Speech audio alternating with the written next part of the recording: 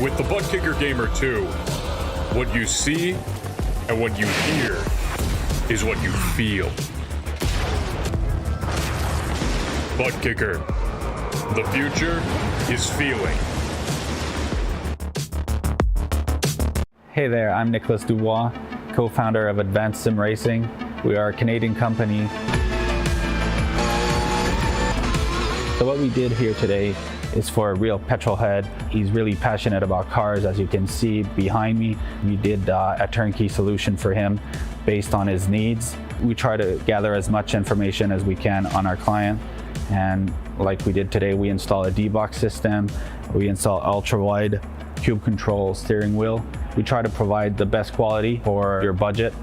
So let's say if you want a budget of 10 grand, we're gonna give you something that's the best for 10 grand. If you want 20 grand, then we always try to stay within your boundaries. We do try to make it as easy as possible. So the client, once we install everything, it's pretty much gonna be a turnkey. So he's gonna press start on his computer, and right after, we'll try to explain everything, how it goes, how it works, and then he's ready to go. Our aluminum is from USA, treated in Canada, cut in Canada.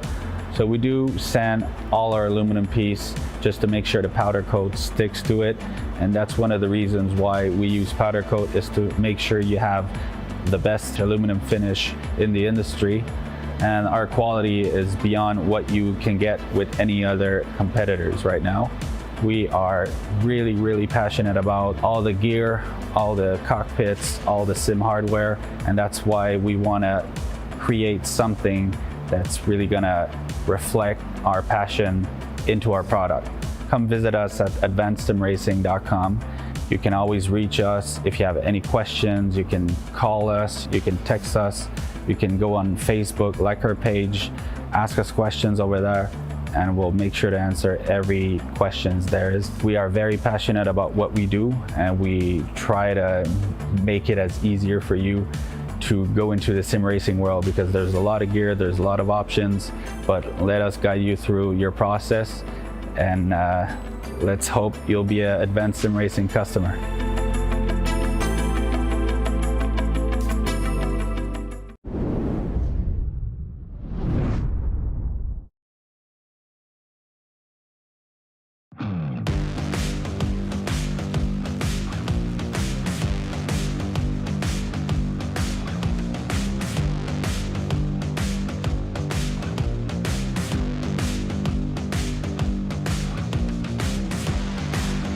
Last week at Watkins Glen, it was another pair of masterclasses for the dominant ASR esports drivers. Danik Van Daly and Guillaume Levesque each took home their third win in 4 races. This week, we hop up over the St. Lawrence River and travel north, or should I say nord, into Montreal, Quebec, Canada, and we've arrived at the world-class Circuit Gilles Villeneuve.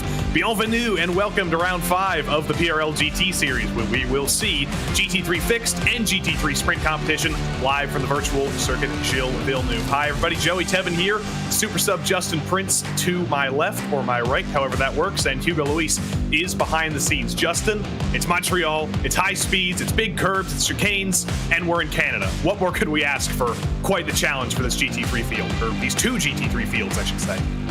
Tonight should be a fun night for many of these drivers. This is a racetrack that is fairly technical when it comes to its techniques to make passes. But in turn, it's a track, mind you, that sees plenty of big sends that can come into play, especially that run up to the wall of Ian's. This is the type of night, though, where if you make mistakes, you'll end up seeing plenty of them built up in a lot of the hard braking zones here today, which could cause some calamity. Certainly seen calamity earlier in this season at some of the other GT3 fixed races this year, but let's take a look at the GT3 fixed and sprint calendars, both mirrored, 4 races down already. Very diverse group of tracks: Hockenheim, Long Beach, Fuji, and Watkins Glen. We're now at Circuit Gilles Villeneuve. Then we go to another F1 track next week at Spa, then the tight quarters of Sandown, the tight quarters of the Hungaroring, and then Suzuka and the Grand Prix course at the Nürburgring to finish things out on August 23rd. Let's also take a look at the championship standings here in the GT3 Fixed Series. No surprise, Danik Van Daly, he has been almost unbeatable. He hasn't won every race. He was beaten by Adam Brockway in one event 2 weeks ago, or 3 weeks ago now, but 3 wins out of 4. That's a big championship lead for Danik. Alec Bergstrom's in second. Brockway down there in third. Michael Terrafino, ever so consistent, in fourth. And then the top 5 is rounded out by Andre Bonatti, who's also been consistent. Peterson, Ellis, Magnan, Roy Brown, and Eric Dubé are the top 10 for the moment, and the team standings as well.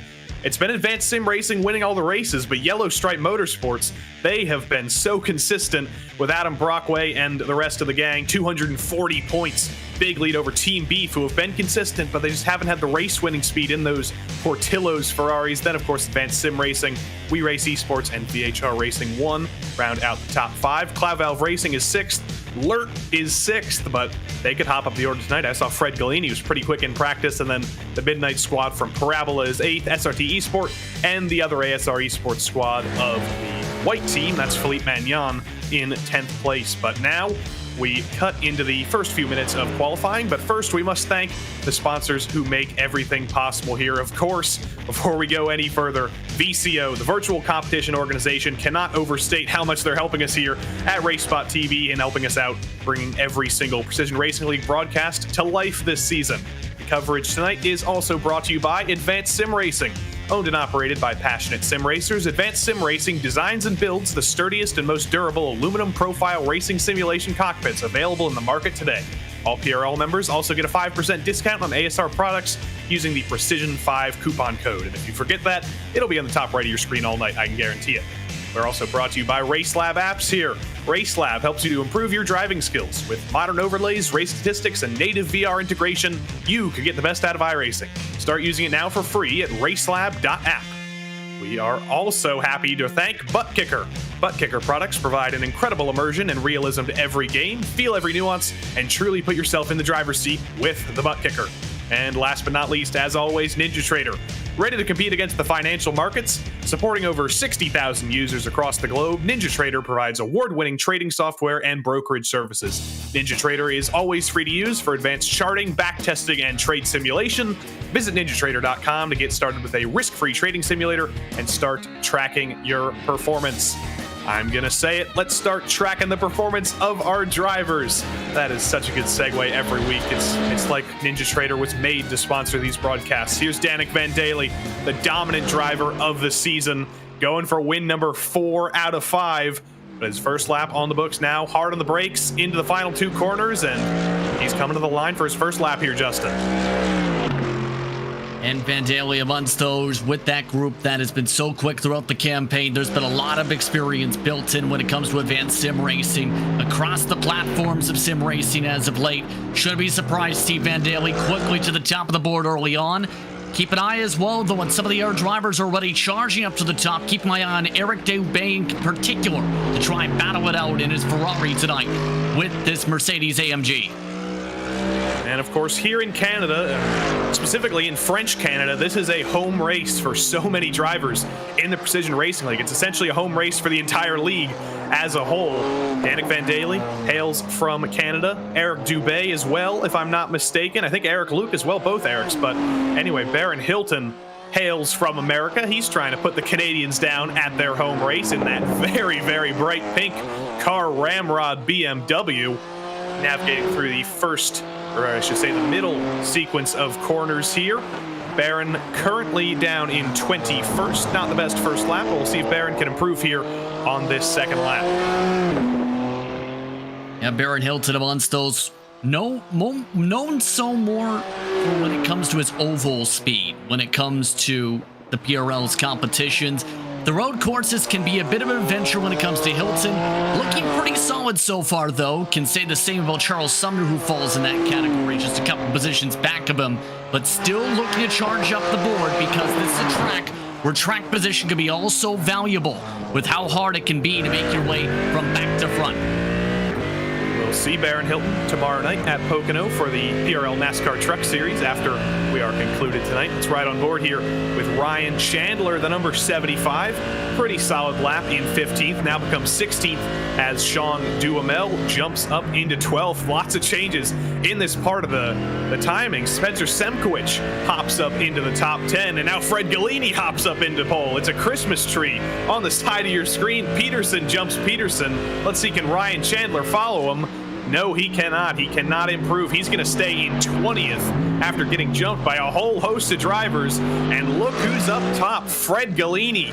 He's been running in third seemingly every week, but after that switch to that Audi, he took a 20-point loss, and clearly he thinks it's worth it because look at Fred Gallini on pole for the first time this season, provisionally. And that's the major thing a lot of people have to consider is there enough pace in the various manufacturers based on the one you choose to be able to sustain the amount of points for your goals? And for some drivers, it's about what's the balance in the mid-speed corners? What's the balance down the straightaways? What's that balance when you need downforce? What's that balance when you need to be able to trim the car out? There's a lot of talking points when it comes to that, Mark. But of course, making up those points, not so easy to say the very least. You have to keep in mind, so you have to consider it for a lengthy amount of time to be able to say, is there going to be enough time for me to make up 20 points? Fred Gallini certainly hopes there is, and right now he's got a 2/10 gap over Alec Bergstrom right now, so if he wants to kick his first win off here in Montreal, this is going to be a great place to do it. Andre Bonatti said in the pre-race, ever so consistent, brings it to the line. It's tracking very well, but unfortunately just loses 2/10, cannot improve from that 1:35.8 marker. But here is Eric Dubé. There's that familiar Canadian flag on the front and the side of the car. The driver of the number 887 has run into a little bit of bad luck this season, probably lower in the standings than he really should be.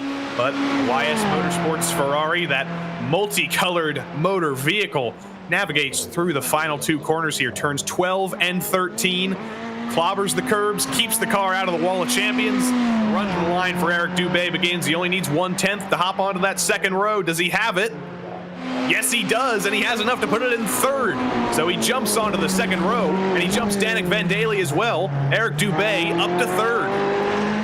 Not a surprise to see Eric Dubé jump up towards the top, seeing him across the various platforms. He's very consistent when it comes to his marks in this type of race car.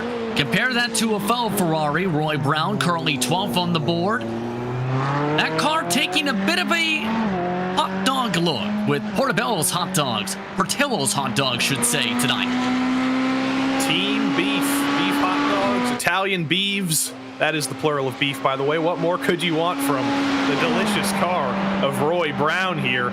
I said again in the pre-race, ever so consistent. Doesn't have race-winning speed week on week necessarily, but he's just so consistent, and that is why he is around the top 5 in the championship. Roy Brown brings it to the line. 136.4 is the mark to beat, and he does beat it down to 136.2.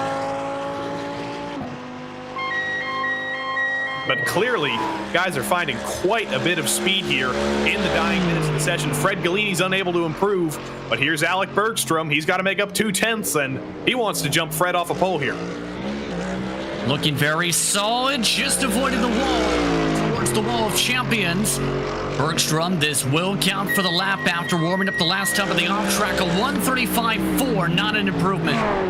And only 1 minute left, so that's going to be it for Bergstrom. That's it for Dubé. He knows he's not going to improve, so he elects to park the car as well. Here's Baron Hilton, fallen down to 27th in the order, but he does improve. Hops up 2/10, up to a 137.4, and he does make up one spot. I'm sure he's wishing he was a little bit higher, but improvement is improvement no matter what. Paul Espina here, I don't believe he's going to have enough time to finish the lap. He needs another minute to finish this lap, and he's going to come up 20 seconds short, but he's going to elect to take a few more corners of practice time here before the race begins. He's currently in 8th. He's going to be pretty happy with a top 10 starting spot, and he's going to take one more hairpin here for the heck of it. He's with the team that, or at least driving with colors that we've seen a lot as of late when it comes to PRL competition. Showing strides in their pace. Spina in particular, keeping an eye on how he approaches some of these corners. Didn't take the best of runs, notice, heading towards Casino Straight.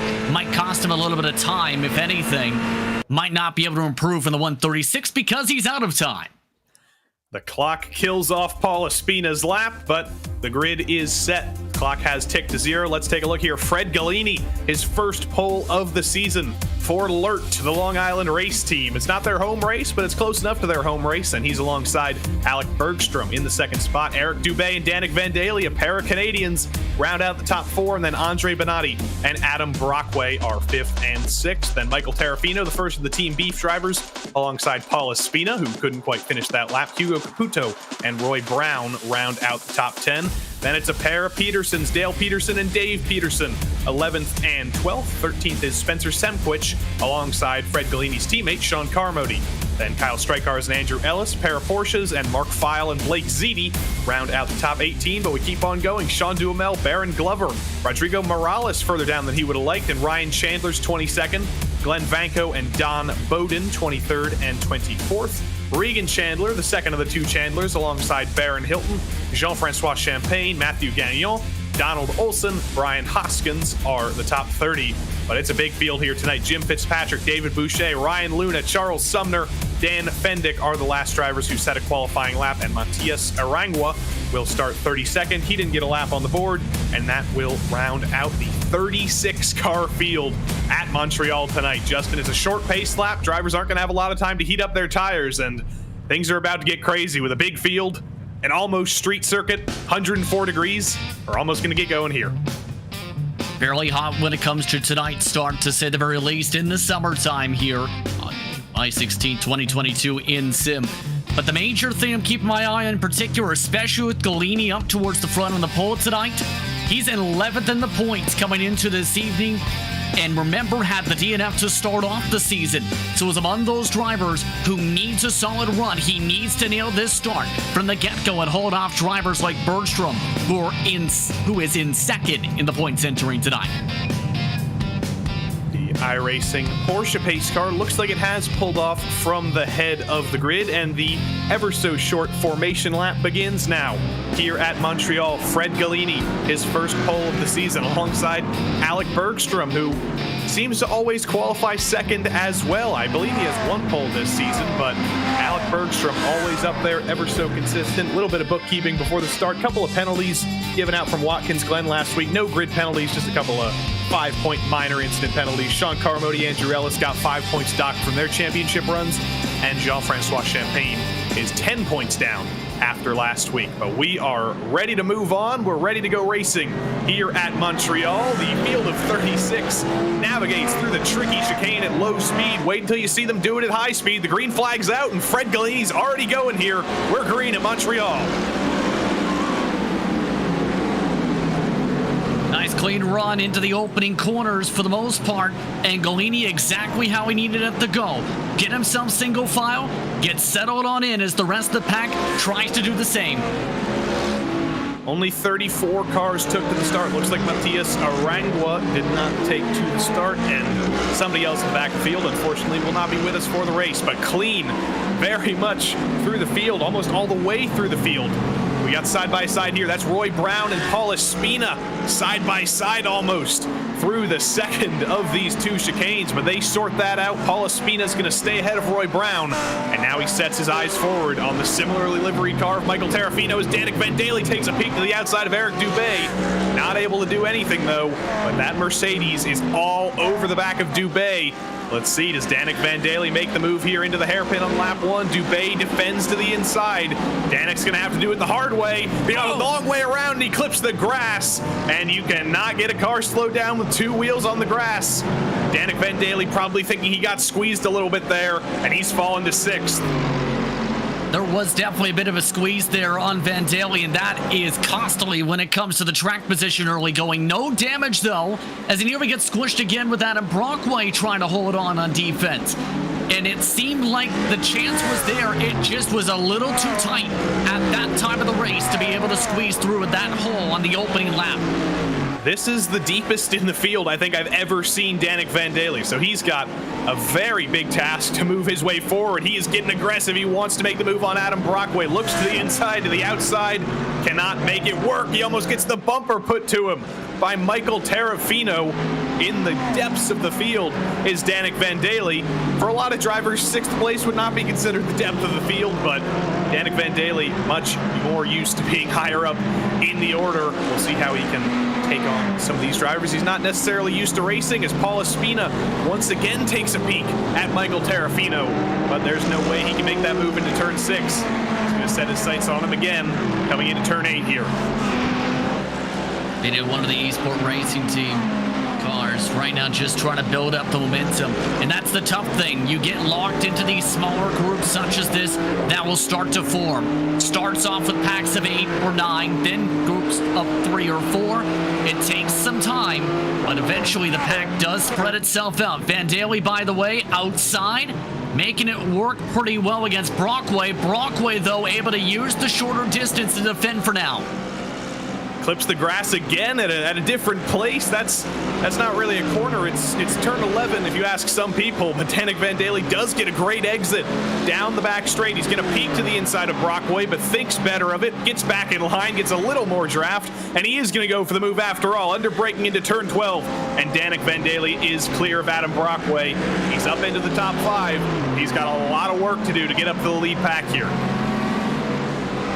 Yeah, those purple and grayish black machines, known for being very quick. They like to be up at the very front. It's not a surprise to see Vandalia try and push the issue. A bit of contact with Brockway.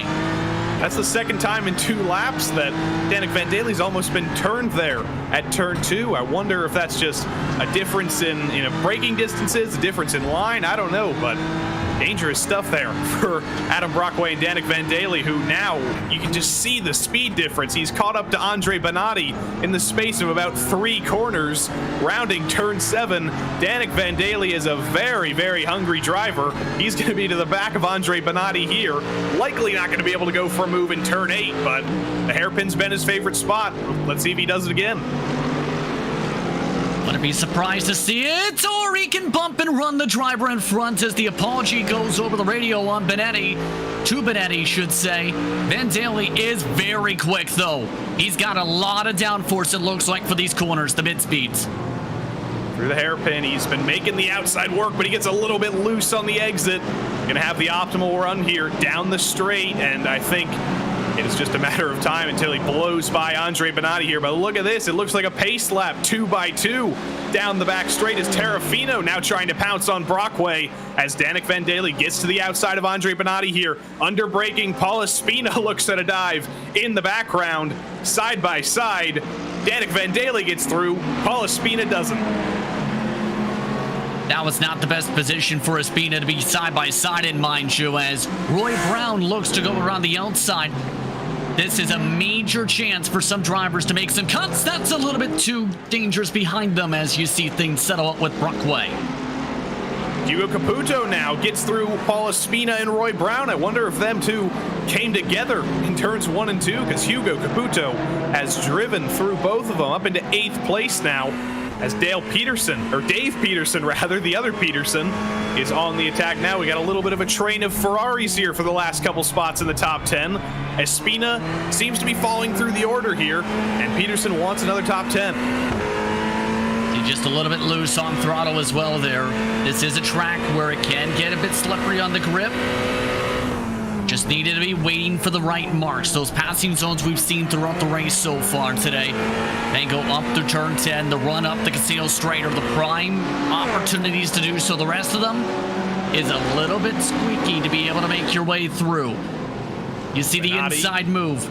Oh, he bumps Terrafino just a little bit of rubbing his racing through the hairpin, but Terrafino is going to get through here down the back straight. Bonatti is going to get back in line. See the differences between the straight line speeds here, the Mercedes and the Ferrari. Looks like the Ferrari is pretty stout in a straight line. In the GT3 Sprint Series, a lot of drivers switched over to the Mercedes because of the faster straight line speed at Watkins Glen last week. But here at Montreal, in the Fixed Series, clearly not as dominant in a straight line as it once was. Here's Paul Espina. Once again, we saw him and Roy Brown come to a little bit of blows here at turn 1 in the last lap. Espina dives it to the inside.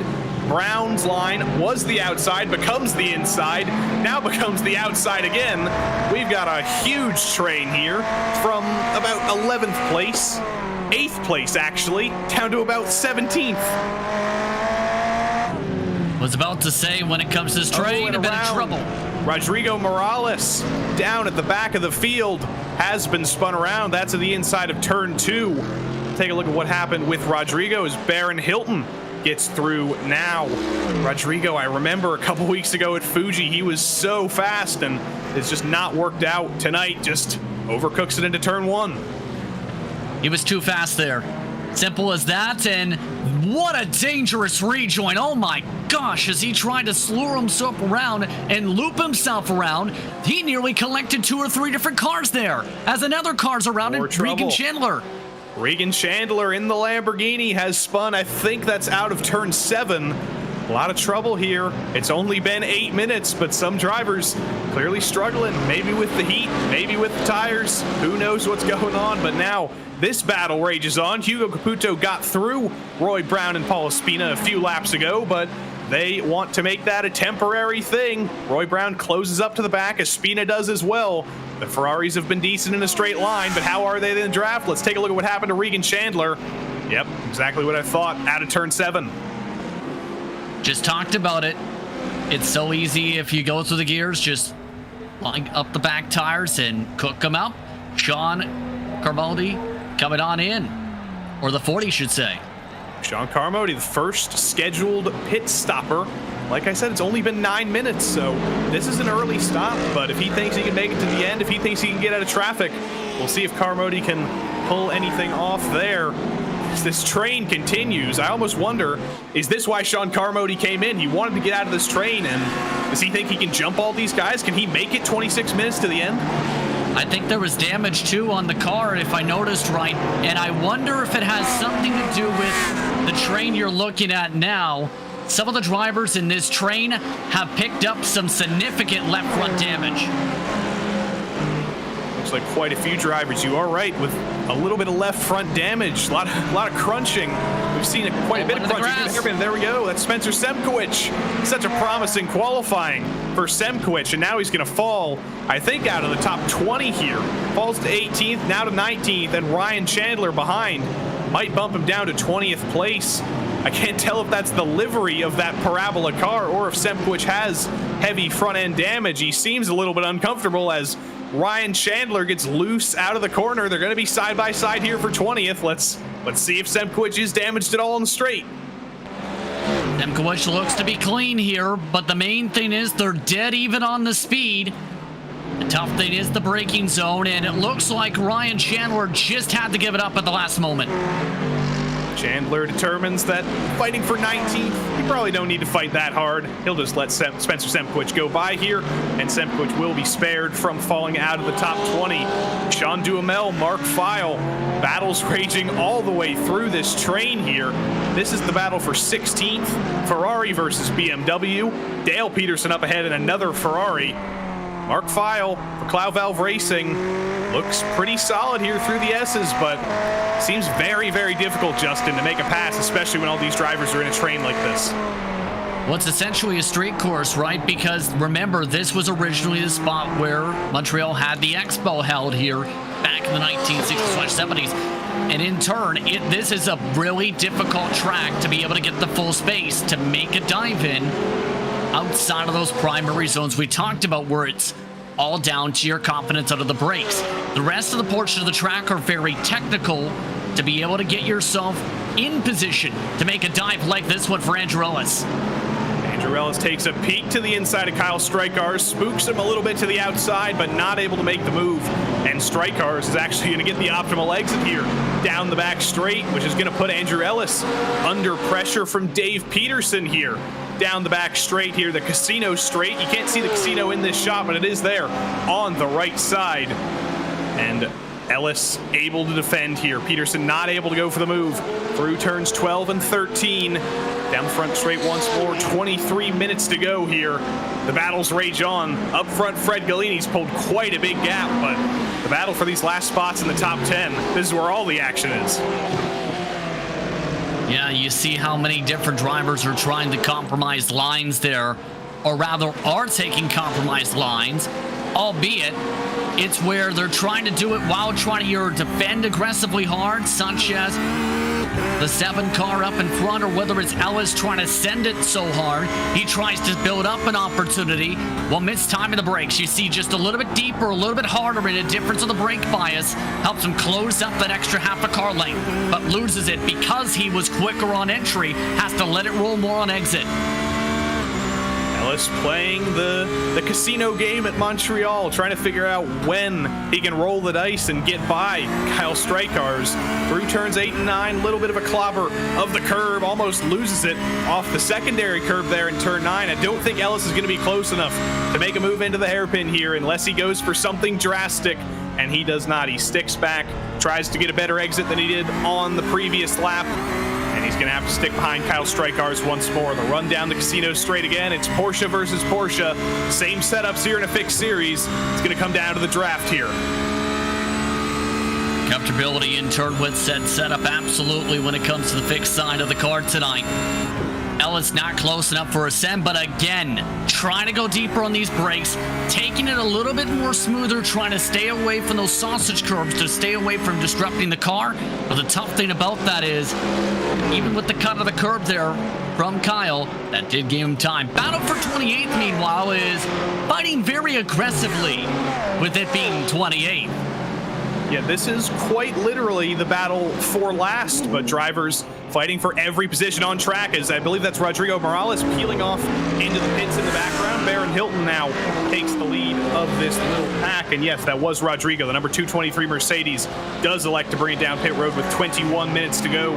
Charles Sumner in the very popular Tropicana Orange Porsche running at the back of this little train right now. But that's interesting. Rodrigo Morales had run into a little bit of trouble. He's now elected to bring it down pit road.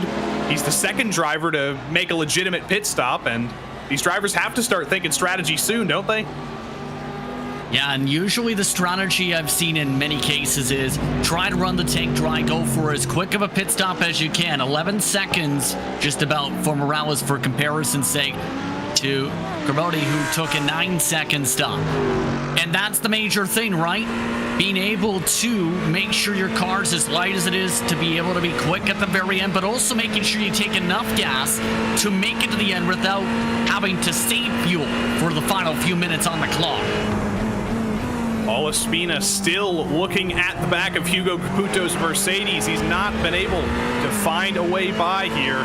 Second part of the front straight. It's the windshield wipers getting a little bit of an aerodynamic advantage from that, maybe. I theorize, but anyway, Paul Espina under brakes here into turn 1. Cannot go for the move on Caputo again. Almost puts the bumper to him. Again, it is just extremely close quarters here, and that is 2 close quarters. Paul Espina loops it around in turn 2 on the exit of turn 2, and that is going to be heartbreaking for Paul Espina. He was putting the pressure to Hugo Caputo. 8th place was in his sights, and now he's going all the way to the back. Still not able to rejoin the racetrack with how this is a compromising area. This is still not a good spot to try and rejoin with the rest of the competitors coming. He's trying, though, in the heart of the racetrack. The rest of these drivers have to be aware Espina likely to dead last, if not nearly to it, because of how long it's taken to find that gap. Espina does eventually rejoin, but let's take a look here at the replay.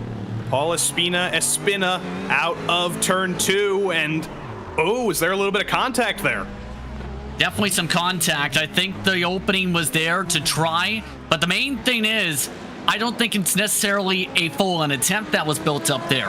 It was more so the advanced sim racing machine that we was battling with at the time looked to get tight through the throttle, and maybe wasn't expecting the check up there, trying to go full power, expecting it to be the same for the driver in front, and it's similar to what you may see on Oval's side. Try and utilize the same run, not expecting them to be just about off the track at that point, expecting to be in the normal racing mark at that mark. You bounce off the side of them, bye-bye race car. Bye-bye race car, Paul Espina. He's fallen to 32nd, and more trouble here. This is Blake Ziti, the Long Island Race Team Audi, the number 50, losing spots. I wonder, was that a slowdown penalty through the final 2 corners? Because that was very late in the straight. I think that's what it was. We'll try and take a look here, but Blake Ziti very slow down the front straight, and that's been a couple spots down here. Let's take a look. I think this is definitely a slowdown because look at this. He misses the brake marks. He knows he's missing the corner, says, okay, let's save the car, cut the corner, lose some time, yes, but you still have a race car. Spencer Semkwich down pit road. Look at this, a lot of takers. Don Boucher in the background. Semkwich exits the pits here. Another car with a Canadian flag on front trying to represent. Now here's David Boucher, who now takes over the 32nd spot as he exits pit road. The clock's ticking down. We're at about halfway, 17 minutes 30. Now's the time that we've seen a lot of drivers bringing it down pit road, but nobody in the top 10 has done so yet. Now Roy Brown takes over the head of the battle here with Hugo Caputo. He was defending for Paul Espina. Now he's got another Ferrari of Roy Brown. Couldn't get by through the hairpin. Close quarters, but he's going to have to try again now. Roy Brown's got a black flag. He bumped into the back end of the car in front through the corner, and that means Roy Brown will have to serve a penalty here. Oh dear, he's hit 13X already in 17 minutes? He's got the black flag, yeah. That is not a good sign for Roy Brown here, to say the very least. Right in the midst of the pit stop window opening up with 11 estimated laps to go. See how Brown has to play this, as it looks like he'll just drive through with the penalty.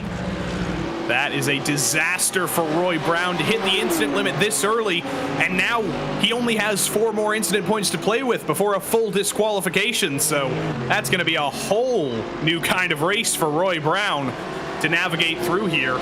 Got a BMW train a little bit further back. Ryan Luna returns. He was out last week. Baron Hilton behind, and one more ahead here.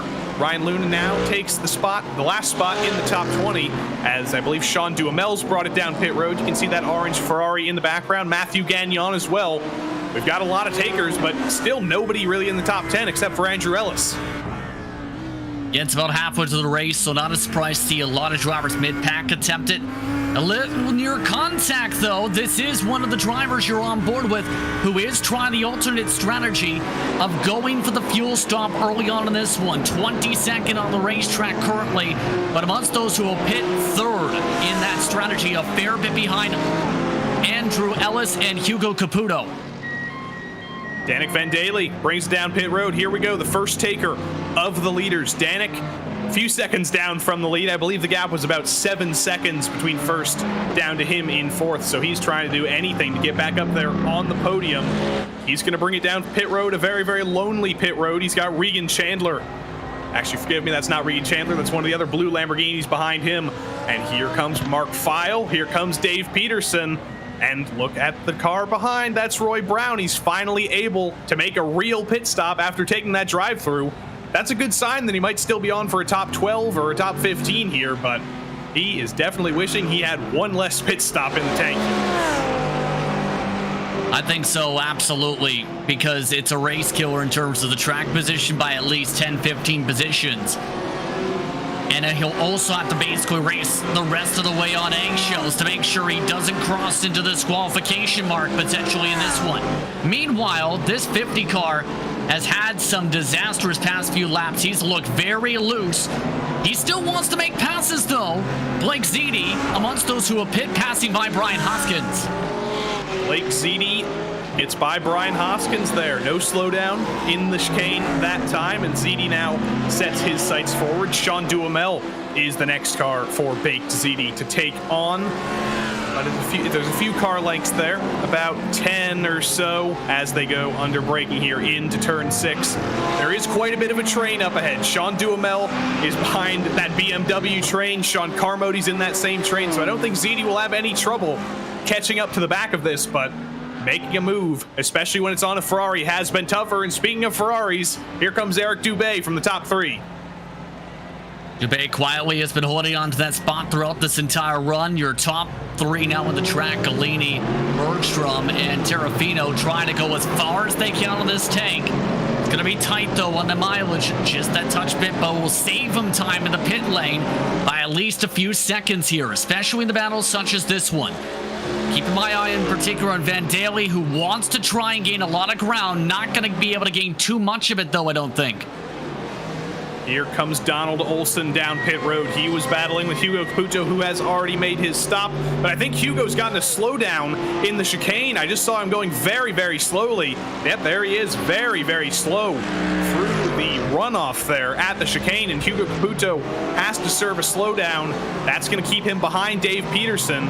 And where's Roy Brown, who he was fighting with? Oh, he went through pit lane twice. I should have remembered that. But the other drivers he was fighting with, Paul Espina, who also crashed. So Caputo, he's made a mistake, but luckily all of his opponents have also made mistakes, so he's likely not going to lose too much from that one. An insult to injury, by the way, to put a bow in the Roy Brown situation. He also pit for 40 seconds compared to the standard 11 to 16 we've seen from drivers. Looking like some of these drivers hungry, though, in the midst of this pack, as the race leaders look to try and come in for their scheduled service. Galini absolutely dominant here for the first 20 minutes of this race. It's easily been the best race of his season, and now he's just got to do one simple pit stop here. Bergstrom behind him, Terrafino behind him, Dale Peterson now quite a few seconds behind. Is he going to bring it down pit road? Yes, he is. Eric Dubé is going to be the one to watch. He's the highest car who has brought it down pit road. Here comes Dubé through the final corner. Galini's out of his pit stall. Bergstrom's out of his pit stall. I think Dubé's going to hop up back into third here where he was before, but Bergstrom and Galini are going to hang on to the top two spots here very, very easily, and Galini's actually extended his gap. Galini did so with a better run through the lane by a few tenths of a second. Those tenths can add up, to say the least. By the way, the call for Van Daly has cost him time to Terrafino, and now the fight is on for fourth. He is all the way to the back of Van Daly, though, and Adam Brockway has joined this train as well, so it's a three-car fight here for fourth place, as everybody now, or just about everybody, Ryan Luna and Charles Sumner bringing down pit road. So yes, everybody has brought it down pit lane here. Everybody's made their stop, and now it's an 11-minute sprint to the finish. Galini's got a comfortable lead, but the battle for fourth rages on here. Danik Van Daly tried to make a move on Terrafino earlier, didn't work out. He's to the back of him again. He's got 11 minutes to make this work. Danik, I think at this point, has been able to calm down and able to settle on in and get into a rhythm compared to the very busy start to this race.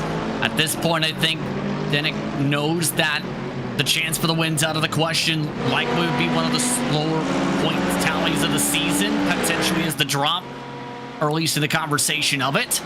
But at the very least, he can keep up the top 5 streak if he can keep it clean. He's started off with 4 top 5-3 victories on the trot.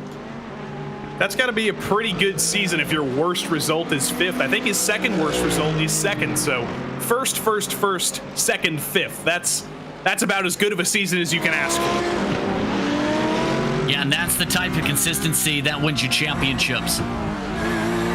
Does have 10 minutes to go, though, so we can't write him into 5th place just yet. Kyle Strykar's not happy with 9th place. He wants to get back by Andrew Ellis. Side by side here across the line. Under braking into turn 1. We know Ellis has been later on the brakes, and once again keeps it up. Andrew Ellis holds on to P8 here. Strykar's is going to hold with him here through some of these faster corners, but Andrew Ellis has just seemed supreme in this battle of these two Porsches on the brakes.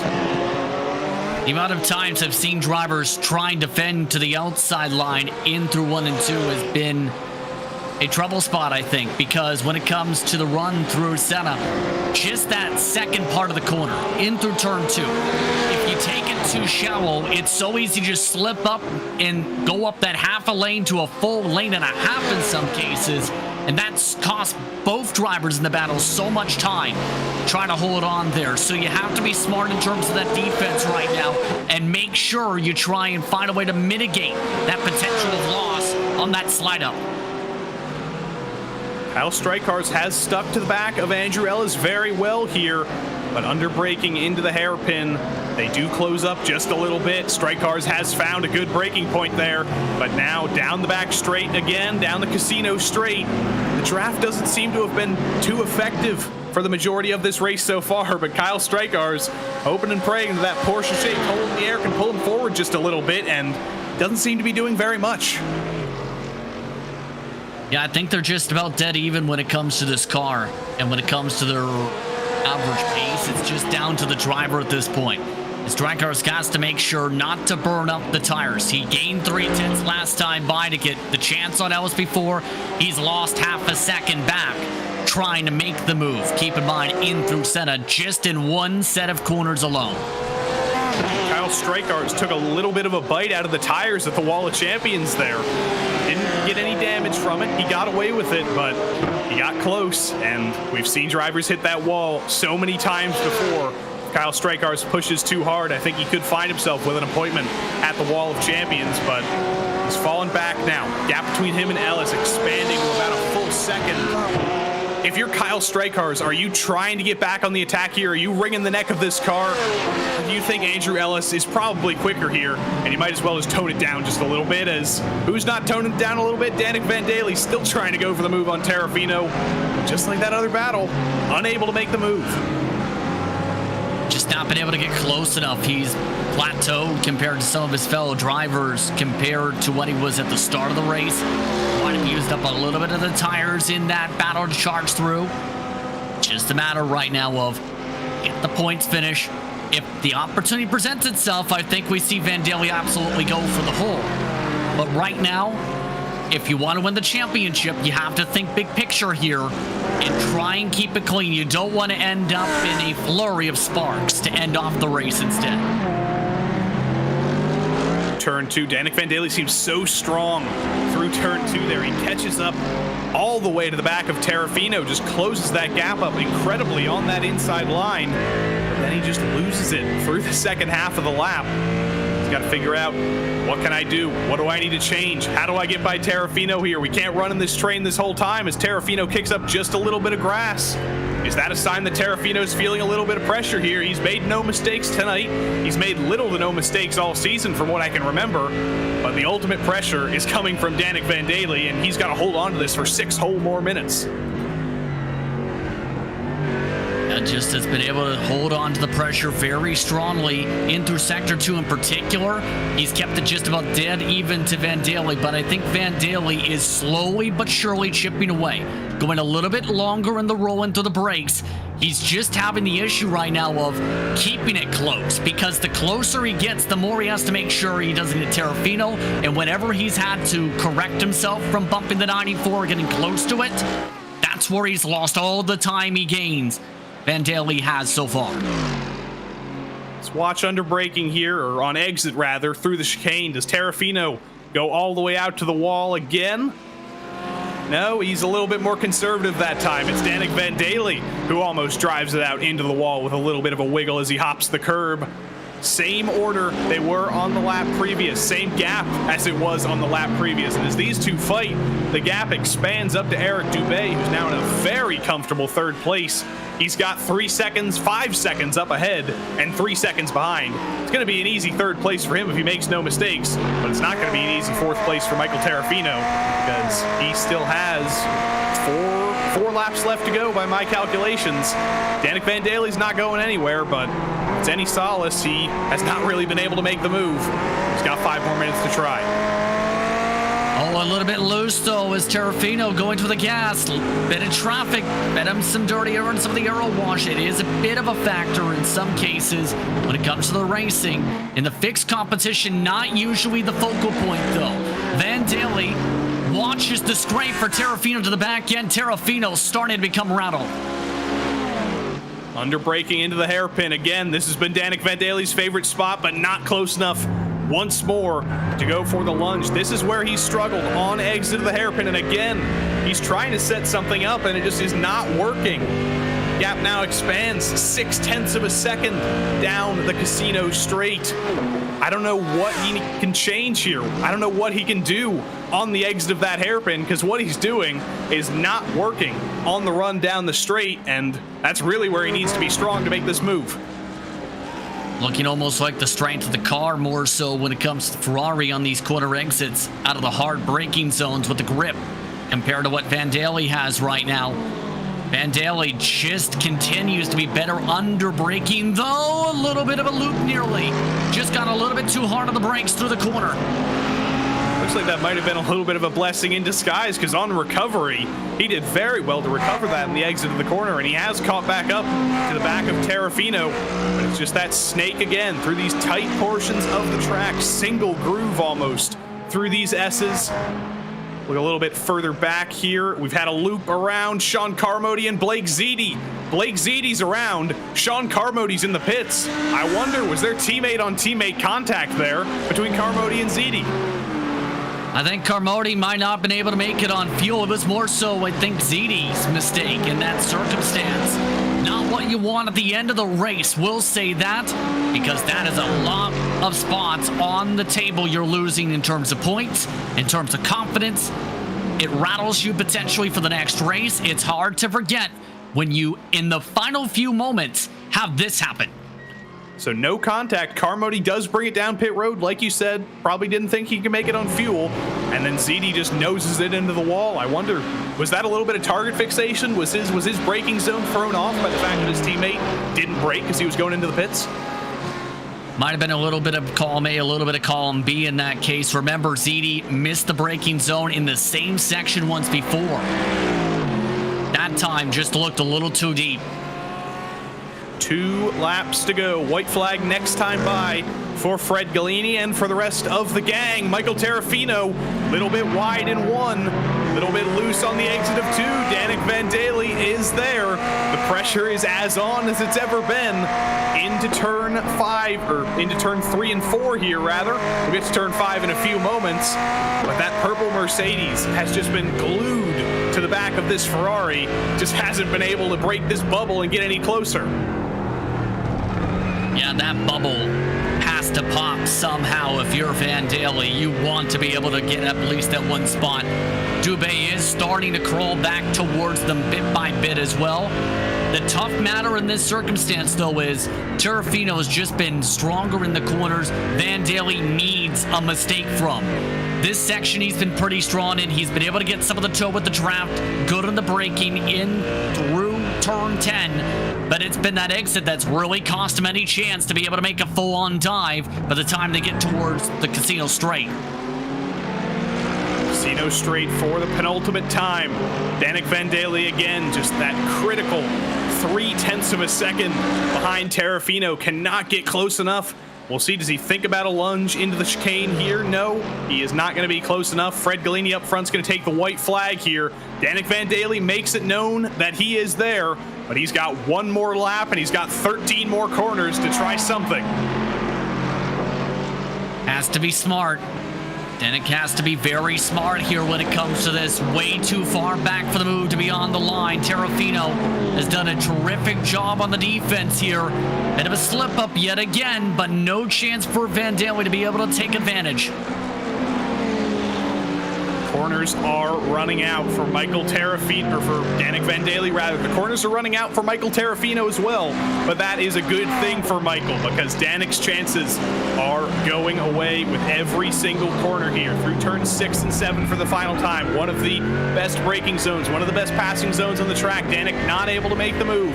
He's going to have 1 more shot likely at the hairpin here as the checkered flag is in the air. Fred Gallini's navigating through the hairpin right now.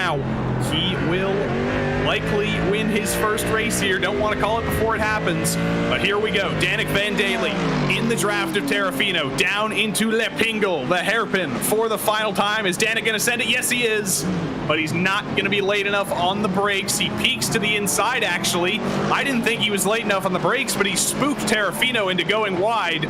But Terrafino on the outside, looks like that was the better place to be, and that Ferrari has been very strong in a straight line. But here comes Fred Gallini at Parc Jean Drapeau. Fred Gallini, for the first time, is going to take the Drapeau Blanc. Fred Gallini wins for the first time in the Precision Racing League GT3 Fixed Series. And forgive my French, I said white flag for checkered flag, but Fred Gallini, he took both the white flag and the checkered flag in the lead. Terrafino takes the checkered flag in 4th. Danik Van Daly, a disappointing 5th for him, I'm sure. Brockway brings it home in 6th, and the rest of the field streams on through. Benatti, P7, a strong but anonymous race for him. And here comes Andrew Ellis, got by Kyle Strikecars. That was a great battle, and he's going to finish 8th. Strikecars is going to be 9th, and it looks like Mark Feil is going to bring it home in the last spot in the top 10. Solid recovery for Peterson in the midst of things as the last of the drivers start to cross the stripe here. Some of the errors, able to keep it clean. ZD able to finish the race despite a visit to the wall of champions. Roy Brown, despite having that 40-second pit stop, by the way, has recovered a 22nd as you see some of the Grizzly Motorsports drivers come across. Last few Ferraris coming across the line here. Roy Brown, cannot see him, but yeah, he has finished in 22nd place. It's a recovery drive. It's a finish for him, but it's a much worse finish than he is used to. But he's been consistent, and I'm sure he will come back. Here's Donald Olson. He's brought it across the line in 21st. As the field continues to roll on through here, Jim Fitzpatrick, P25, Baron Hilton, and Ryan Luna, 2 other BMWs were in a little bit of a train with him, and then Brian Hoskins and Charles Sumner were the last 2 cars on the lead lap. But as we take a look here at the St. Lawrence River, is this the St. Lawrence River? I don't know if it is. I don't know my Montreal geography that well, but it is a river. You can see on the left there the Buckminster Fuller Biodome, one of the landmarks here in Montreal. But here we go. Fred Galini, your winner here after 22 laps, the winner for the Long Island race team. And then it's Yellow Stripe Motorsports 2nd and 3rd with Bergstrom and Dubé. Terrafino held off Danik Van Daly and Adam Brockway, and the rest of the top 10 was Benatti, Ellis, Strikecars, and Mark Feil. A lot of 7s there in the second half of that top 10. Dave Peterson was 11th, Hugh Caputo fell to 12th, and Dale Peterson was 13th. Sean Duhamel and Glenn Vanko were the top 15. Ryan Chandler ended up in 16th. Blake Ziti, a little bit of trouble, couple of slowdowns, couple of incidents, still brings it home in 17th. And Matthew Gagnon and Jean-Francois Champagne, 18th and 19th. And Rodrigo Morales had that spin, had that moment in turn 2, but is the last car in the top 20. Then it's Donald Olson, Roy Brown, David Boucher, Don Bowden, Jim Fitzpatrick, Baron Hilton, Ryan Luna, Brian Hoskins, and Charles Sumner, the last driver on the lead lap. And then a little bit of a used car lot here. Some of the damaged drivers. Regan Chandler's Lamborghini finished 1 lap down, and then down in 32nd. Dan Fendick, Baron Glover, Sean Carmody, and then a pair of Ferraris, Paul Espina and Spencer Semkowicz, both got into trouble. But Justin, 35 cars at Montreal, quite a pair, quite a dozen of battles, way more than a pair. But let's take a look at who we got. We've got Fred Galini here, waiting for his interview. The driver of that ever so quick Long Island racing team Audi, Fred Galini. You finally gotten it done this season, and you did it in the most dominant way possible. Thanks, guys. Yeah, it feels good to get my first win in this league. Just tried to stay consistent and didn't feel like I was dominating. I almost hit the wall a couple of times, but I kept it under control. So you switched to the Audi a couple of weeks ago. It seems like a lot of drivers think the Mercedes is the one to go for at tracks like this with a lot of straight line speed, but clearly you put a clinic on the field in that Audi. Do you think it was worth it to take that downgrade in points to switch to the more optimal car for you? Yeah, I definitely do. I actually accidentally selected the Porsche in my first practice session on the first week, and it wasn't the car that I wanted, so I switched back to the Audi that I was practicing in. And I think it can get a little loose sometimes, but it's like got the right amount of rear end in it to suit a lot of tracks, and it doesn't have the straight line speed of the Mercedes, but it's my favorite car. And yeah, I think it was worth it because I don't think I would have done well in the Porsche. Next week, we're off to Spa, a little bit of a different track from here in Montreal. Far longer, far more high speed, and a lot more corners. How are you feeling going into that race?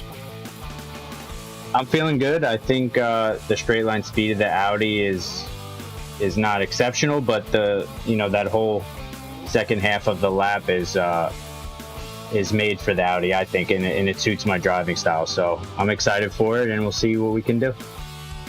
All right, I'm going to give you the microphone for the end here. It's your first win in the PRL. Who do you have to thank for this first win? I got to thank my teammates, Sean Carmody and Blake Ziti. They got me into iRacing probably 8 months ago. So, yeah, I guess thank my teammates. Been a big help with this.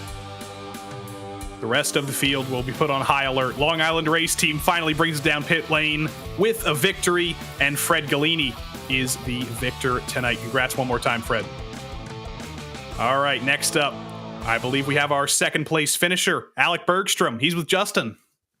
Yes, indeed. And for you, nice and clean race throughout this run tonight. How would you describe your pace tonight? 6 seconds back of the lead, yes, but a sizable second place on that mark.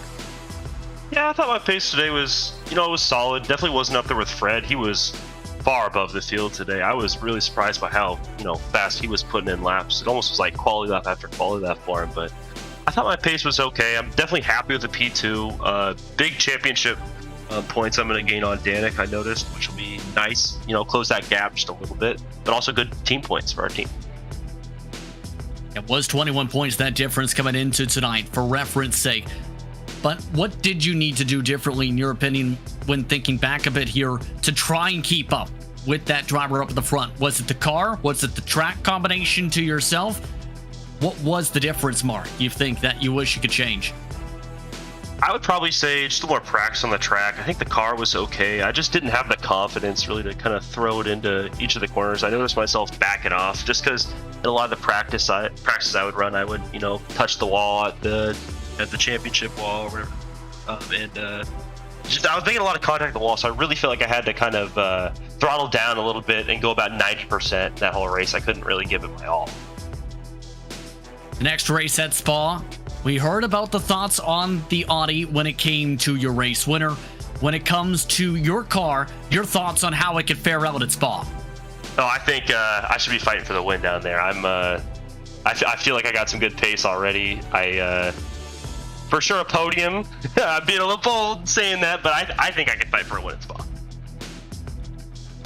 We'll see if those words ring true indeed. Hand you the microphone. Anyone you want to give a shout out to? Definitely shout out to my team. Good results from Eric. I know Adam was down in 6th, so I want to definitely shout them out. Put a lot of practice in during the week, and that really helped, paid off. And you guys for sure for putting on this broadcast. I'm kind of excited to go back and see what unfolded back in the field, as well as want to shout out PRL for hosting the series. Congratulations on second, Alec. Thank you, guys. That's Alec Bergstrom, second spot tonight. He mentioned one of the teammates coming away in third spot. He's back with Joey. It's Eric Dubé. Eric Dubé finally on the podium this season, your best result of the season, and it's come at a home race. You represented that Canadian flag on your car pretty well tonight. Oh yeah, thank you, Joey. It's fun to have the chance to speak with you tonight. Didn't have the start of the season that I hope so, but I'm pretty happy with the result tonight. Yeah, if I remember correctly, it's just been a season of bad luck so far this season. But what went right specifically tonight that finally brought you home in third place? Yeah, you're right. I had some stupid penalty for at least 2 races. I had a lot of practice this week, and I have the chance to work with my teammates Tommy and Adam and Alec, and we had we practiced together this week, and this helped me a lot. Next week we are off to Europe once again. We're off to Spa. The Ferrari performed pretty well here, but we're off to a completely different type of F1 track. How do you think you're going to fare there? I know Spa well. I think the Ferrari will be fast, so I have good expectation for next week. And let's go beyond that just a little bit. We've got 5 weeks left in the standings. Like you said, it wasn't the start of the season you'd hoped for, but are you starting to think maybe I can go for a top 5 here in the standings at the end of the season? We'll see. It's going to be a hard battle. There's a lot of fast guys down here, but my wish is to battle hard to finish in the top 5 for sure. All right, well, congrats on your podium tonight, and we will see you next week. Thank you, Joey. That was Eric Dubé, your final podium getter here at Montreal, but he won't be the final podium setter of the night because we've got a whole nother race here coming up in a few moments, Justin.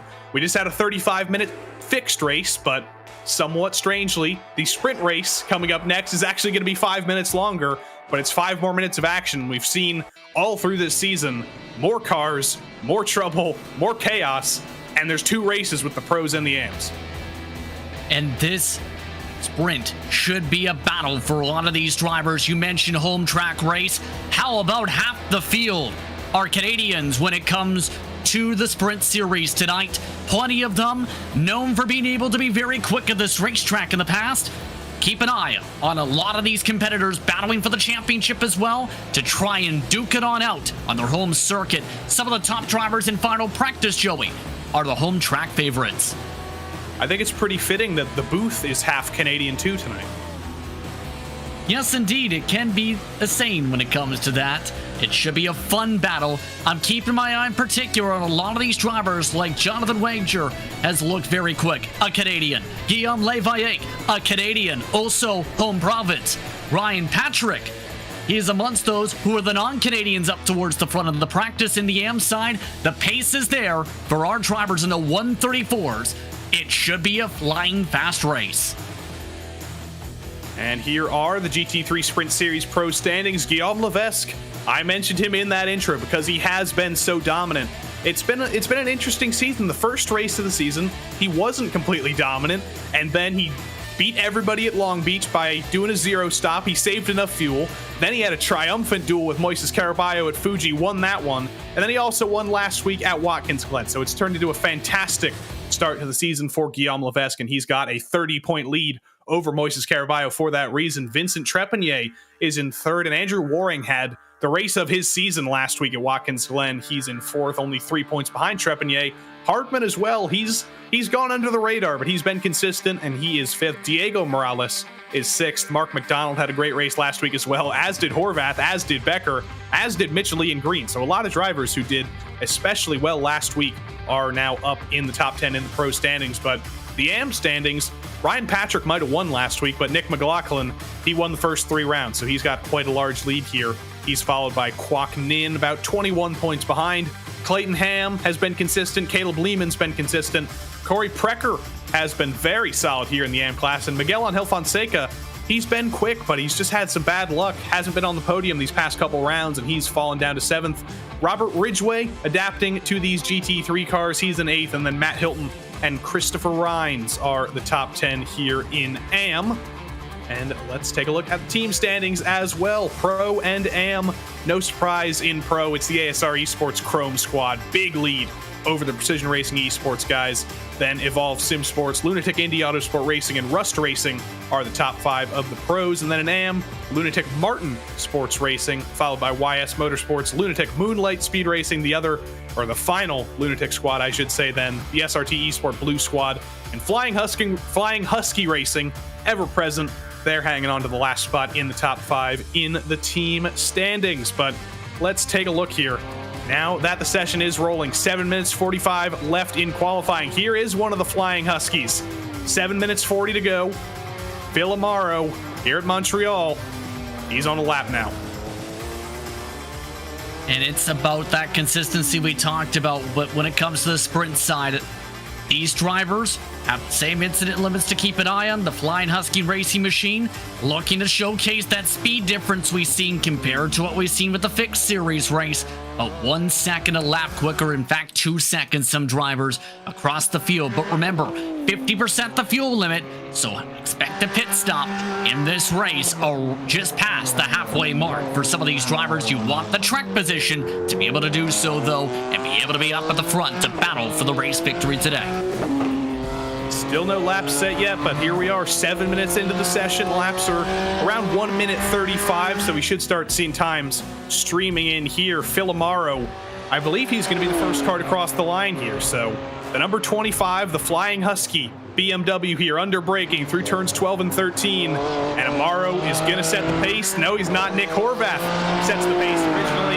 And now we're going to start to see that tree light up on the side of your screen. Wager puts it on pole. Amaro crosses the line. Looks like Phil is going to be down at the bottom of the order, 13-4. And Jonathan Wager's on pole early. Not anymore. Now Levesque is. Guillaume, indeed, very quick when it comes to this racetrack. One of the top pro competitors in the field, to say the very least. Someone that showed speed when he had the Red Bull Ring Masters last year. One of the top drivers when it comes to his group as well. We've seen across throughout 2022. Eric Haig, meanwhile, with the pro competitors looking to bump up from that time. 14th in the class, that's 21st overall. We take a look at Miguel Angel Fonseca. He has run so well this season. He's run on the podium with Nick McLaughlin. I think it's 3 out of 4 events, but he's just lost quite a few points last week at Watkins Glen, and he's dug himself into a little bit of a hole, but he was consistent first couple rounds of the season. As we take a look at Miguel there in VR, you see his PC blinking there on the side. This is going to be Miguel's first lap here, the number 666, past that old Dodge Dart Bridge, and Miguel's under-braking here for the first time into the hairpin. Looks pretty clean for the most part, maybe a little deep, but we're right on board with Miguel to the end of the lap here. See him just nice and focused, a bit of a smile on his face. No, that computer not giving the rev limiter. But just about maintaining that composure, knowing your marks. See him right there, just sees it at the corner of his eye, be able to quickly turn right then left, be able to just avoid that wall of champions with the practice put in. Looking pretty solid this run. We'll see where it marks. Fonseca crosses the line 36-2. It's a solid lap, but it is not solid enough to beat the other pros. Clayton Ham currently on AM pole with a 1:35.7. That's a great lap by Clayton Ham. Here comes Kwok Nin, second in the AM standings. Can he beat a 35.7? No, he cannot. It's a 36.2 for him as well. He's going to be down there with Miguel Fonseca. Top 3 in AM, Ham, Patrick, and then McLaughlin. I expected McLaughlin to be quicker here. The Canadian star with the maple syrup chewy, the maple syrupy, whatever we called that. He might have to do that tonight if he gets another Canadian win. Yeah, he was one of the top drivers in final practice for a bit. This is usually his preferred car I've seen in the past, but something has been off when it comes to McLaughlin this evening and for the past couple weeks, where he showcased what he can do at Suzuka, but tonight and for the past couple weeks when it comes to F3 competition, something's just been that touch bit missing. No offense to him. Yeah, again, like we talked about with Danik Van Daly, when something's missing for Nick McLaughlin, it's a good result for any other driver. He won the first 3 races of this season. He had a little bit of a troubled race at Watkins Glen last week, but he's still got that dominant lead in the championship, and he's only 2/10 off pole right now. So I will not write off Nick McLaughlin for the pole position here. It looks like he's elected to actually turn the lights on in his room this week. That's different from last week, but we ride on board with Nick McLaughlin. Tracking pretty decently for the beginning of the lap, but we've just got to wait here for another 40 seconds. Can he find those 2/10s, and can he jump into the top 10? There goes Ted Lowendick up into P6. Don't want to spoil anything, but we will be talking to Ted a little bit later in this broadcast tonight. We've got a little bit of a surprise that I'll reveal in a few minutes, but that's a great lap for Ted, and it's shaping up. It could be a good lap for Nick McLaughlin as well. In the focus, I've noticed with him too, a lot of serious emotion, should say, when it comes to the facial expressions. In F3, he tries to have a lot of fun. This, you can see the pressure is on. This is his primary car, as talked about. Looking pretty quick, able to bump up a little bit on the time, but it's only able to get up to the back end of Clayton Ham's time by a couple 100s rather. Clayton Ham fittingly in the number 7, because that is the amount of thousandths of a second he's ahead of Nick McLaughlin right now. That's how close it is for AM pole. McLaughlin's going to have one more shot at it with only 1 minute and 55 seconds left on the clock. Diego Morales racing against the clock here. I don't know if he's going to get one more lap with 15 seconds left to go on this lap. It's going to be very, very close, but here comes Diego through the final corners, up in 4th place. It's a solid run so far, but he's got 8/10 to improve to dump Guillaume off pole.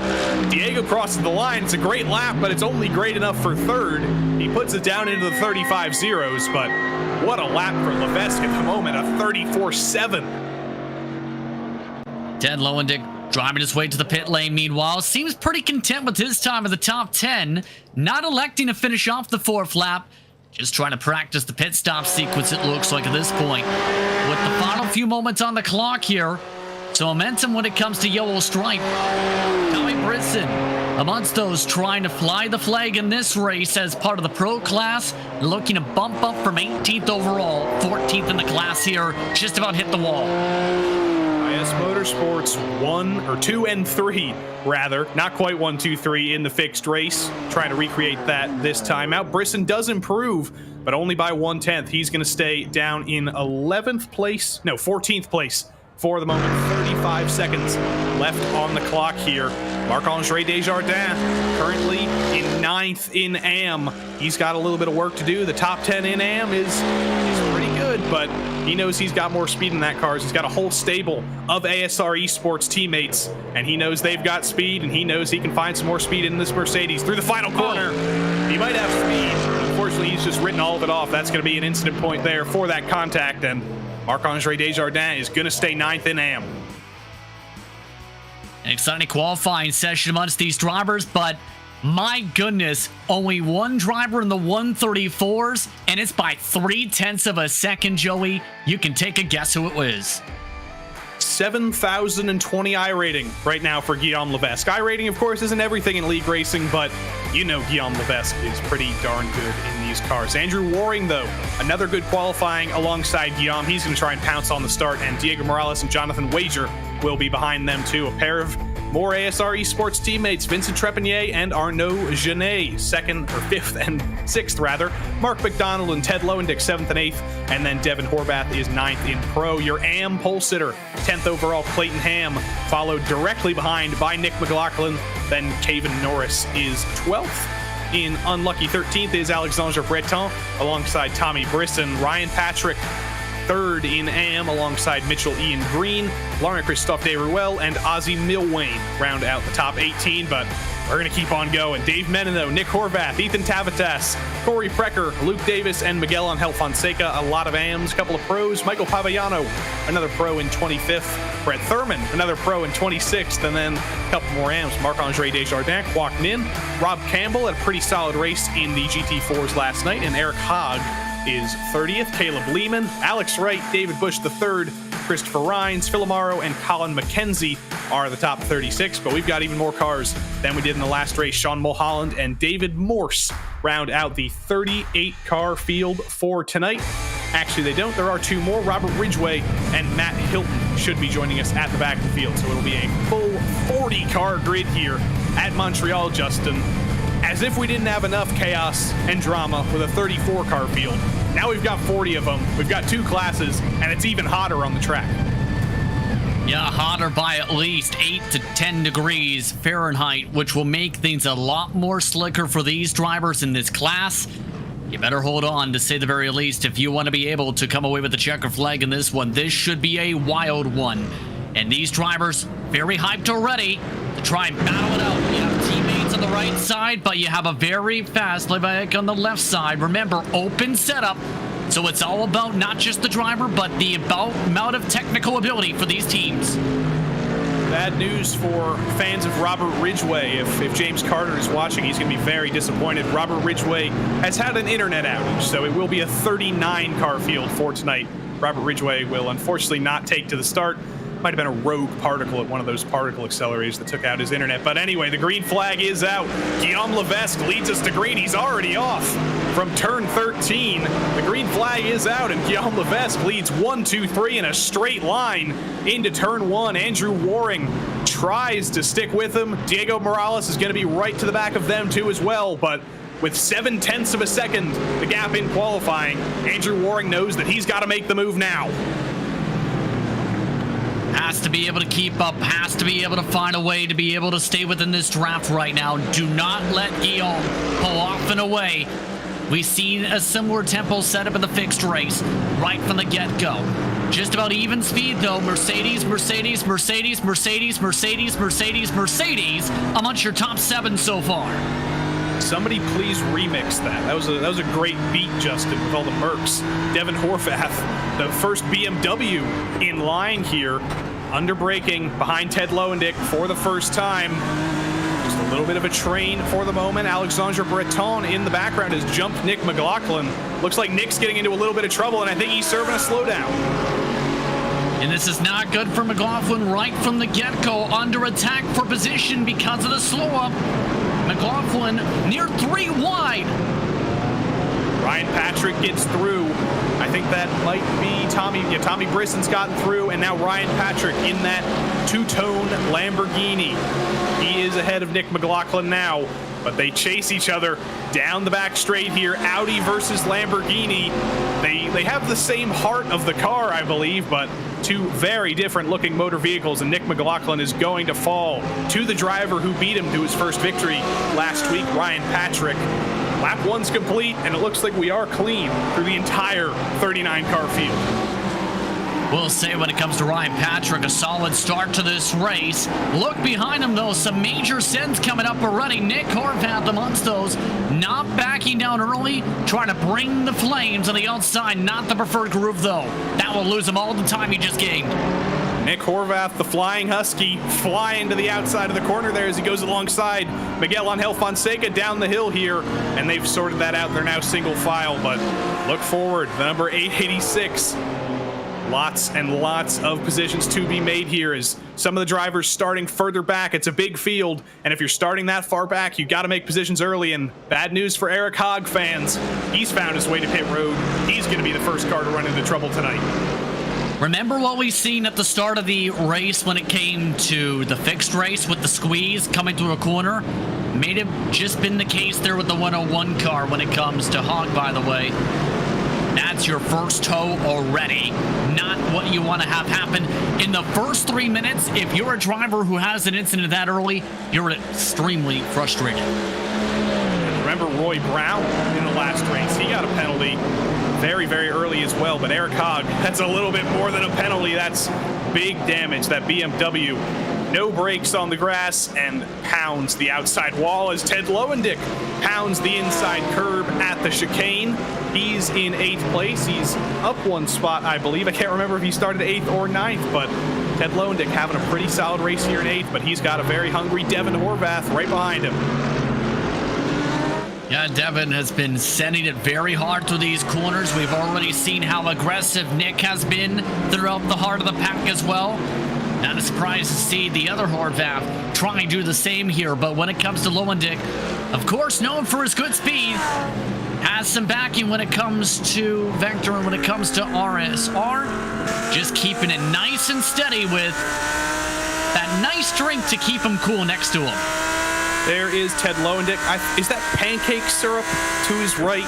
That's not maple syrup, Ted. That is not maple syrup. The Canadians are going to be offended. Technically, they're the same thing. Are they, though? Maple syrup comes from a tree, and pancake syrup comes from a corn. So I don't know. We might have...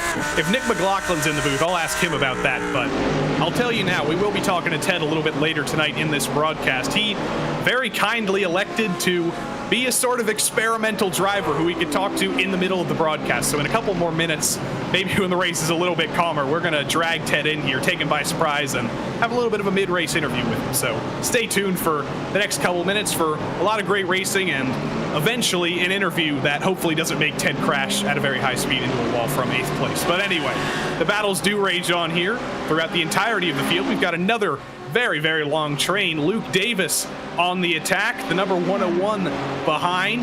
Luke Davis in the Ferrari in a BMW sandwich. He peeks to the inside here under braking, but he got very squirrely and he has to back out of it. Yeah, that move was not on, to say the very least. Just not enough space to be able to make the dive, not enough space to confidently get yourself side by side there. It's left him a little bit vulnerable.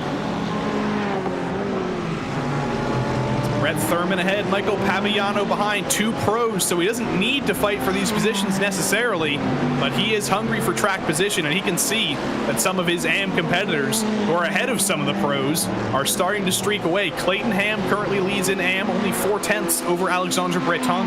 Then it's Ryan Patrick, then it's Nick McLaughlin, then Precker, Fonseca, Horvath, Nin, and Davis and Desjardins are the top 10 in AM right now. But let's take a look at Micheline Green, another pro, currently actually 12th in pro, 16th overall, as he is behind 4 of our AM drivers, and he's got a pair of AMs ahead of him, but he's got a pro behind him. Laurent Christophe Deruel wants to pounce, and this is for a true position.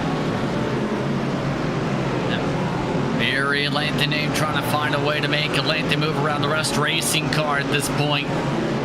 remember, was amongst those who had some of the struggles in qualifying. Just a bit of a draft lock, it seems, right now. Each of these drivers are about even with each other on the pace. The tough thing when it comes to that, though, is it's very hard to pass when you're dead even in terms of your straightaway speed. When the car in front has the draft, the car behind has the draft, the car in front has draft, etc. The train rages on, choo-choo, as I'm sure they say in France and French Canada as well. Under braking gear into turn 1 stays exactly the same, but we have seen some Mercedes earlier. Remember, Rodrigo Morales in the fixed race, he looped it around at turn 1, so in a few minutes' time, we're going to have to watch some of these Mercedes into turn 1, see if they start to get a little bit squirrely under braking there.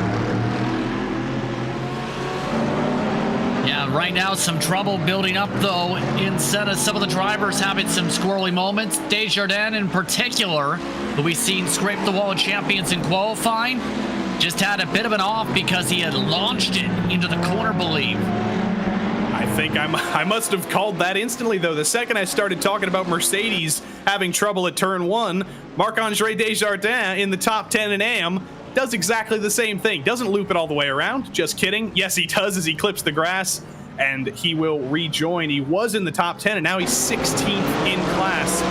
Speaking of the AM class, we've just had a change for the lead. Alexandre Breton has gotten by Clayton Ham to the number 189 of Alexandre. ASR Esports, they've never won in the AM class this season, but they're on pace to do it for the first time here in Montreal. Take a look at the Divided by Zero Motorsports machine. Meanwhile, after that swap, this is also a battle for position with Nick Horvath, 7 in the M class. This is still with Fonseca in this train. You also have Brecker in this grouping as well. You can see the onboard. He looks like he feels like it's on. It's just a matter of waiting for the slip up, or how about the car leading the pack with a major slow up? Ted Lowendick, a little bit of trouble. Is he getting a slowdown? He's falling through the field. I don't know if that's a timing issue, but Ted Lowendick has run into trouble, and that's big trouble. That's a highly damaged rear wing. And Ted Lowendick, he was having such a great run in P8, and it has fallen apart at turn 1. That's a bit of heavy wing damage he picked up backing up the car. So that's going to potentially impact him just that little bit there. The time loss, pretty significant. Just too hard trying to defend from the left side into setup. I think we'll give Ted a couple minutes before we talk to him here tonight. And he was damage free, and then he backed it into the wall. I'm sure he's going to be very disappointed with that. He was so close to coming off scot-free there, but now Ted Lowendick driving with that bent wing. Now Kevin Norris on the move. He makes the move on Devin Horvath for P8 in Pro right now, and P8 overall. Kevin blinks just a little bit, but looks like he's already going to be able to pull away from Devin. Yeah, just those Mercedes AMG machines have a lot of speed. Here's a look at Horvath in particular. That looks like a very green room, or a green screen. Very bright green. I like the contrast with the red shirt and with the bright white screens. It's like it's Christmas in Devin Horvath's house. But he's still chasing down the invisible man, Kevin Norris, blinking down the straights. That's a problem with blinking. It's distracting for one thing, but you can't catch a draft when the car's not there ahead of you. So Devin's going to be hoping that Kevin's internet either stays where it is so he can chase him down, or he's going to hope that the internet trouble gets a little bit worse so he can pick up a free position. But the battle rages on here. Clayton Ham, actually that's not Clayton Ham, that's his teammate in the number 35, and now Kwok Nin around the outside of Corey Precker. Not quite made the move yet. They're going to go side by side here into turn 3. Somebody's going to have to back off. It looks like it's the 35. What? Fonseca, that is not a smart place to try and send it. Nick Horvath, that's not a smart place to try and send it back there. It might not be smart, but it's very entertaining. Here comes Miguel Angel Fonseca to the inside of Corey Precker, and there's a little bit of contact, a little bit of net code, and Miguel Angel Fonseca gets put into that very hard concrete wall. That is going to be very disappointing for Miguel. He was having a great charge forward, and it all comes to blows with Corey Precker on the exit of turn 7. And that's mandatory damage repair he just picked up with that hard slam to the wall. You can see just how destroyed it is, just trying to let everybody go, give him space, be able to let them drive on by, knowing he's going to have to pit within the next 3 laps for the mandatory repairs here. Day done. Day done, and the season continues to fall apart for Miguel Angel Fonseca. Such a strong beginning in those first couple races, second, and I think third, but it's all falling apart here. The number 666 will bring it down pit road here. He's going to fall all the way to the back of the field. We'll see if he keeps it on the road. Eric Haag, who was the first driver out, has not elected to keep it on the road. He's disconnected from the session, and he will be finishing in 39th. Everybody else has a clean motor vehicle, except for Miguel Angel Fonseca, of course, and in the background, yes, he has. He has brought it down pit road, so we're down to 37 clean cars, which is still pretty good if you ask me. Technically 36, because there is a Ferrari without a hood notice on track, but David Busch III, also a part of the VR club. It seems to be very popular to run with VR headsets for the Sprint Series. And keep in mind, it helps you be able to try and look around and see your full surroundings. It's a bit of a preference mark compared to, say, a triple monitor setup, though, remember, Joey. He's looking in his mirrors either way with a very, very pink rear wing. And he's got a train of drivers behind him, a train of AMs behind him. Rather, Alex Wright, Colin McKenzie, Phil Amaro, and Marc-Andre Desjardins, and Caleb Lehman. So the last car in the top 10 of the AM class, and everybody else trying to take that spot in the top 10 is all chasing down David Busch. Here is that number 15 Audi of Colin McKenzie. He's in 11th. Alex Wright in the Ferrari is in 10th. So this is the battle for the last spot in the top 10. Audi versus Ferrari. Both of them getting a little bit of a draft from David Busch at the back of this train. The battle's going to rage on, but Audi versus Ferrari. Audi won in the fixed race, but the Ferrari has been so strong in a straight line. Got a battle here. Laurent-Christophe Desruelle once more. He's going to get by Nick McLaughlin. He's going to go side by side with Nick McLaughlin one way or another. Just kidding. That's Dave Menino in the pro class. So this is actually 4 position as Laurent-Christophe gets by Dave Menino. And he's going to have a little bit more trouble is Dave. The 114 is going to get by as well. And Ted Lowendick, a damaged car, doesn't seem too hurt by it. He's going to be to the back of Menino as well. Keep in mind, Lowendick has been somebody that was running top 10 before, was 14th before some of this battling started to build up for a moment or so. Just looking like it's just about the rhythm when it comes to him. But the rhythm right now is, let's do the snake down into the corners at Circuit Gilles Villeneuve. Track is like a snake in many places, and they're making it even snakier somehow. They're adding like 4 different chicanes, 4 new chicanes to this track, but down into the hairpin we go. Laurent-Christophe Desruelle and Colin McKenzie is further back. Dave Menino is in this train. Now we've got side by side again as Ozzie Milway now on the attack. He's actually ahead of I gotta get these names right. There's so many Mercedes. Getting ahead of Laurent-Christophe Desruelle, rather. That's the correct Mercedes. And Dave Menino trying to pick up the pieces. They could be 3 wide coming into the chicane here. Dave's gonna back out of it though. And Laurent-Christophe's gonna try and go around the outside, but he's gonna have to back out of it for Ozzie. Oh. And there goes Dave through. Oh, and that really hurt Desruelle there. That crumpled the whole entire front end of the race car, Joey, running over the sausage curb. Huge curb and big damage for Laurent-Christophe, and he's got a buddy behind him. Ted Lowendick has a damaged rear end. Laurent-Christophe has a damaged front end. Together they make one whole car, and here comes Michael Pabiano, the first stopper of the day. I don't believe he has any damage, so this is legitimate for Michael. I've been keeping it clean, and we've seen before drivers attempting the different strategy calls. Luke Davis amongst them, by the way, as well. So don't be surprised to see the pit stops start to come in a flurry in the next 4 minutes, or about 2 estimated laps from these drivers. It's now a Mercedes sandwich for Dave Menino. He's got a clean one ahead of him, and he's got a damaged one behind him through turns 8 and 9. Everybody clobbering the inside curve there at turn 8, but not quite as much as Laurent-Christophe did at the chicane. If he does have front end damage. It doesn't seem to be hurting him too bad, but the true test here will be down the back straight. Who is going to be supreme here in straight line speed? Is it Ted Lowendick with the damaged rear wing, or is it Dave Ruel with the damaged front end? Let's take a look here. I think it's going to be Lowendick with the better, quicker speed because of that front nose being clean. The Audi we've seen pretty solid in clean space, but it was talked about during the post-race interviews during the fixed series post-race. The straight line speed may go towards the Mercedes here today. The Audi was talked about not as high at the top end. Ted Lowendick not able to make the move. I think you're exactly right. The Audi is not very quick in a straight line, not quick enough, even with damage. Last week at Watkins Glen, it was the Audi that had the undamageable front end. We saw so many of them wall it and just drive on like nothing happened. But Ted Lowendick struggling just a little bit with that crumpled rear wing, and Laurent-Christophe Desruel clearly not struggling very much with the front end of that Mercedes, but Ted's not letting him go. Dave Menino's not getting away either, so the three-car snake here, it continues through 6 and 7, and it's going to continue even more down the back straight.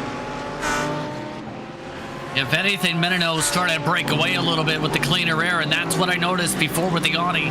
If you give it some space and feed it some draft, it usually likes to pull off and away. It looks to run away from its fellow competitors here. Lowendick just cannot find the full pace since that draft is still being fed to the number 12. Speaking of running away from your competitors, if you've had an eagle eye to the top of your timing sheets, to the top of the ticker rather, Guillaume Levesque has now pulled almost a 5-second gap over Andrew Waring. Waring's pretty close to Morales, about 3/10 in the battle between second and third. But other than that, this is just about the closest battle on track between Lowendick and Dave Ruel here. Under braking once more. They even out on the straight. They even out in a straight line. Lowendick's still not able to make the move, but he's going to try once more here. Down the start-finish straight here into turn 1. Laurent-Christophe spent a little bit later on the brakes, and he's going to be so far ahead he doesn't have to worry about braking later than Ted Lowendick. He's going to keep that spot for now. It's looking like they're getting into a rhythm is the main thing right now before they get into the pit window. And that's where a lot of the positions I think are going to be made up here. If you're able to save that extra couple tenths of a second in fuel, that's going to be critical. So fuel saving might be a possibility here too in some of these packs.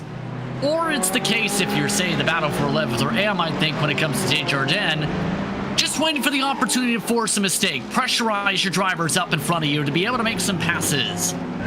And of course, Marc-Andre made that mistake to fall this low. He was in the top 10 in class. Now he's down in 12th on a little bit of a recovery drive as he chases down Alex Wright here. Colin McKenzie quite a bit further up the road in 10th, about 2.5 seconds. But if Marc-Andre can get by here, he definitely has a shot at that top 10. He has the speed. He's got to find a place to make the move. Not a great exit out of 7 into 8 and 9. He's been strong through here. All of these ASR Mercedes have been strong through this part of the track. It's a little bit wide for Alex Wright, and I think Marc-Andre is going to shape up the move here into the hairpin. He's got the run at the better exit. Just has to be able to make it work on the outside line. Just not able to do so, but try to not switch back.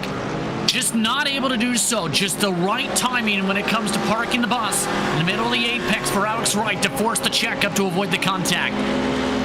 Alex Wright, Simon Pagenaud's it down the back straight, and Marc-Andre Desjardins tries to chase him down. They're going to go side by side if Marc-Andre doesn't lift out of it here. Into the chicane, and Marc-Andre, what a move around the outside of Alex Wright, but he hops the curb, and I think he might get a slowdown for that, and Alex Wright is going to take the position right back. Doesn't look like he's going to serve a penalty, so I think he got away with it, but that was a big curb hop for Marc-Andre Desjardins. To the inside goes Alex Wright, but now Marc's got it, and now he's almost lost it on the grass, but I think he's got it for good now. There's a lot of trouble there, but he's made the move one way or another. Able to hold on to it despite the heavy offensive charge. They did pass by one driver, though, just about, or is it at the very least as close to one. Clayton Ham, remember him second in AM? Might have had some troubles himself in the midst of that same complex of corners just a moment ago. Clayton Ham has fallen from 2nd to 5th in AM, so take a look at what happened to Clayton Ham. When we can, here it is. Clayton Ham in that number 75 having a great run. And did he do exactly what Rodrigo Morales did? Yep, that's what he did. He loops it around. The Mercedes just seems to have a very heavy rear end in turn 1, and Clayton Ham's the next victim. Seemed a little bit floaty in terms of that pace, a little bit quick. But by the way, trade for second, still flaring up here. They are in traffic now. Christopher Rhines is leading this pack now, and this could cause a bottleneck here. Bit of traffic, but Andrew Waring does get through Christopher Rhines, and now Christopher is going to get out of the way here. Let's Waring by, let's Morales by, and let's Jonathan Wager by. So Chris doing a little bit of holding up there, a little bit of moving, chicaning, but he does get out of the way very kindly, and that is to be expected by some of our drivers at the back of the field. Andrew Waring now clear, but Diego Morales still all over the back of him. Morales has stuck with him for the entirety of this race. He wants second, but he's not been able to get it, and I almost wonder, we've seen this so many times in this series and the GT4 series, the driver behind just kind of sticks back, saves a little bit of fuel, and then goes for the jump in the pits, and that could be what Diego Morales is doing right now. Dak Rotter's referring to earlier. Fuel save, be able to go and have that lift and coast technique, or let it roll a little bit more to be able to save that extra couple tenths to be able to get the jump in that lane. We'll have to keep an eye on it to see when they duck down, and if that plays into Morales' hands here to be just enough to be able to save a couple bit, or he can smack the wall of champions. Smacks the wall of champions does Andrew Waring, but the driver who also had a little bit of a smack in turn 2 looks like now is the time. Ted Lowendick, can you hear us back there? I hear you loud and clear, guys. Welcome to the booth, Ted Lowendick. You volunteered yourself. It's a little bit of an experiment. I guess my first question, why did you agree to do this, and has it negatively affected you in the last 10 seconds I've been talking to you? It has not. You caught me at a really good time, so thank you for that. I'm a scientist by trade, so I'm okay with being an experiment, so that's fine. So what is your hypothesis for what happened in turn 1 there a little bit earlier? I tried to give way too much room and just outbroke myself, so... So how are you feeling here? 16 minutes, 40 to go. We think pit stops are coming in a few minutes' time. Are we correct? Yeah, I've got 4 more laps, 3 after this one. And then I'll be coming in. I'm hoping I've saved enough fuel to pass Laurent here when he pits. How badly is that damage hurting you, by the way? It's just a crunkled rear wing, and it doesn't seem like it's hurting you too bad, but can you feel the effects of it? I didn't even know I had damage, so thanks for letting me know. You didn't notice when you backed it into the wall? No, I didn't. I was more focused on getting out of the way of the people coming. So it's not too bad. It's just a little bit bent. It looks a little bit like a sine wave, half of a sine wave. It's just kind of wiggly. So you got a little bit of pancake syrup there to your left, to our right. That's not maple syrup though. I think you might have accidentally offended some Canadians.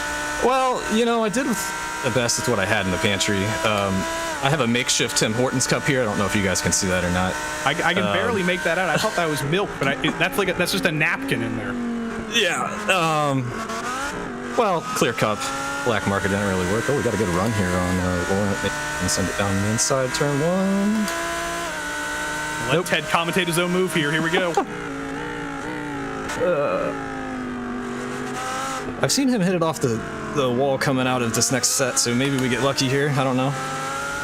This is revolutionary analysis. I don't think we've ever had this in a PRL race before. Where are your stronger corners and where are his stronger corners? And let's hope he's not watching the stream and listening to this. He seems to be struggling getting into the hairpin. I've about rear-ended him a couple of times. But I'm really just taking it easy because I don't want to get the off tracks and save those for later. Got off in the grass there. That's okay though. Justin, you have anything you want to ask Ted before we let him get back to racing normally? Why does the Tim Hortons cup have an X on it?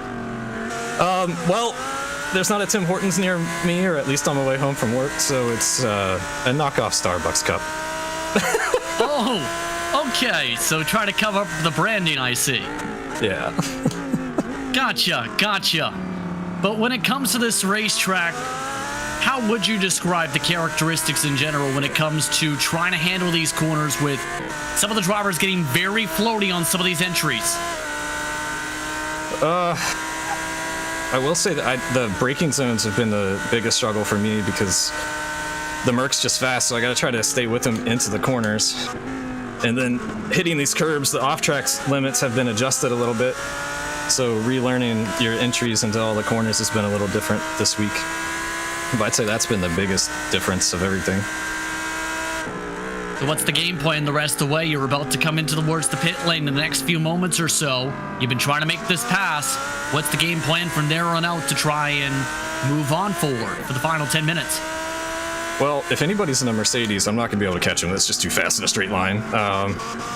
But I think I can get Laurent here in the pits, hopefully. And then if he pits before me, that's more preferred because of how you have to enter the pits here. You can be really aggressive as long as you don't hit the person in front of you.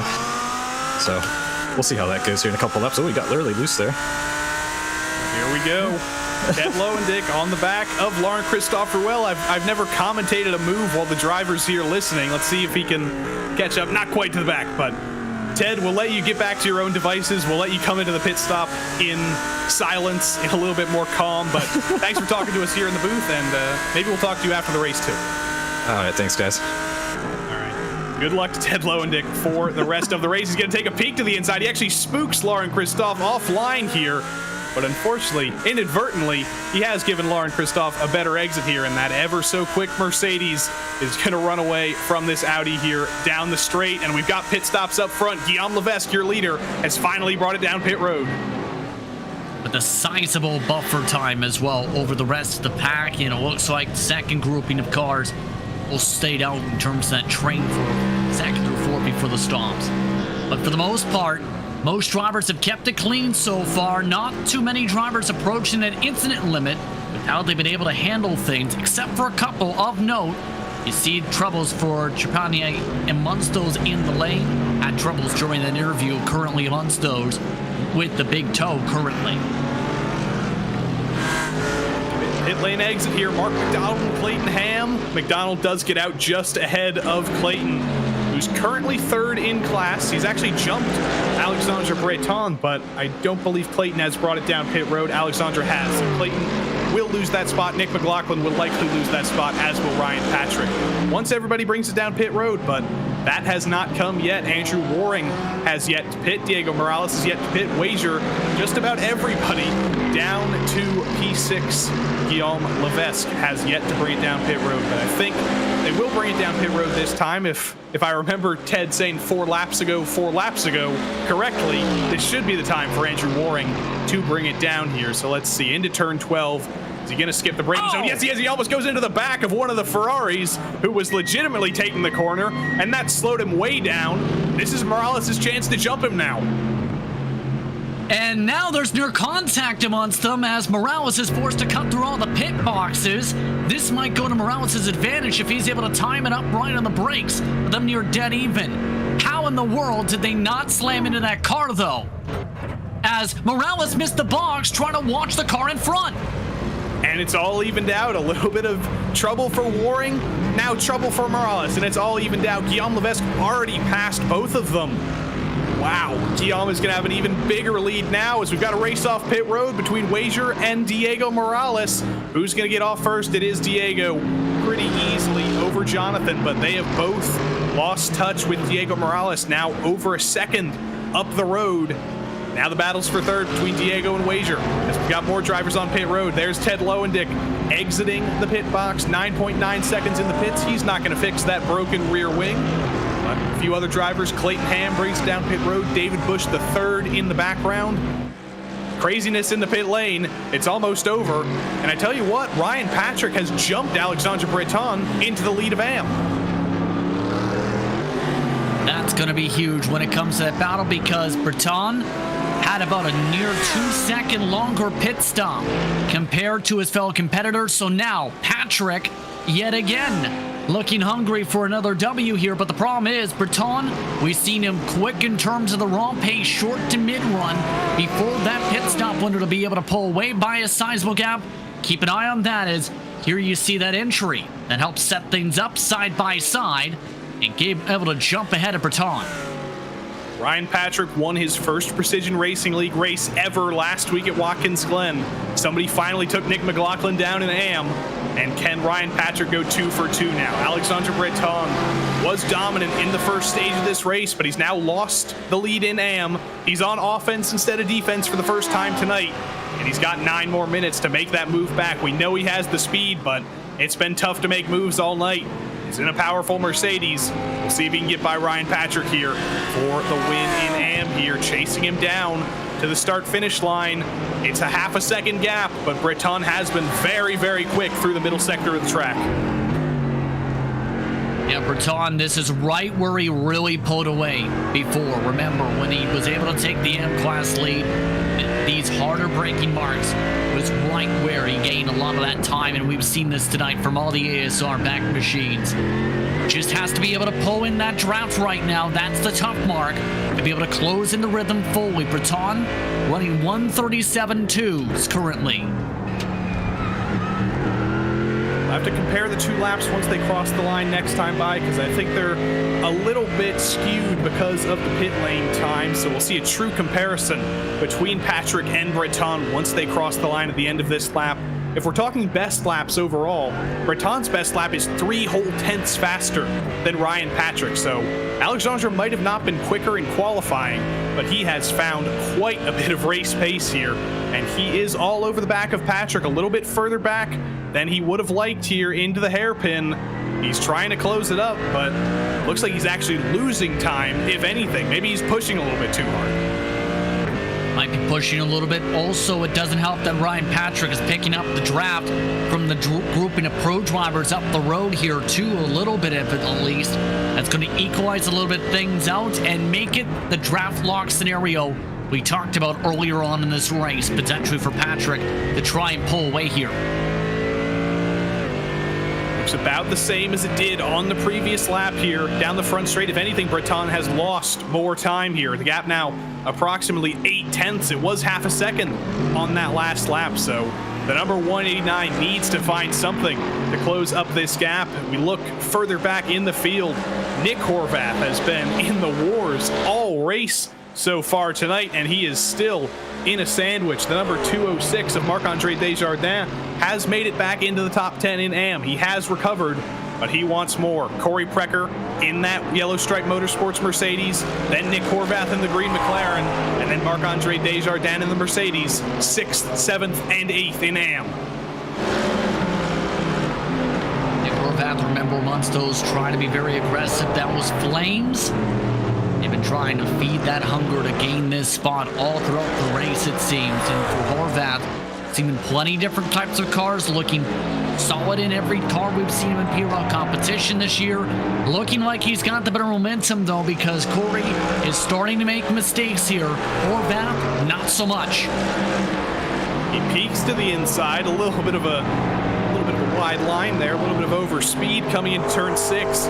Lets the driver ahead, Corey Precker, know that he's there, but Horvath not close enough to make the move yet. I believe he might be the only McLaren in the field. Yes, Nick Horvath is the only driver who has stuck with that McLaren in this entire field. So he is representing the British brand, but unfortunately, looks like he might get swallowed up here by Marc-Andre Desjardins. He was very quick, but he's actually lost all the ground.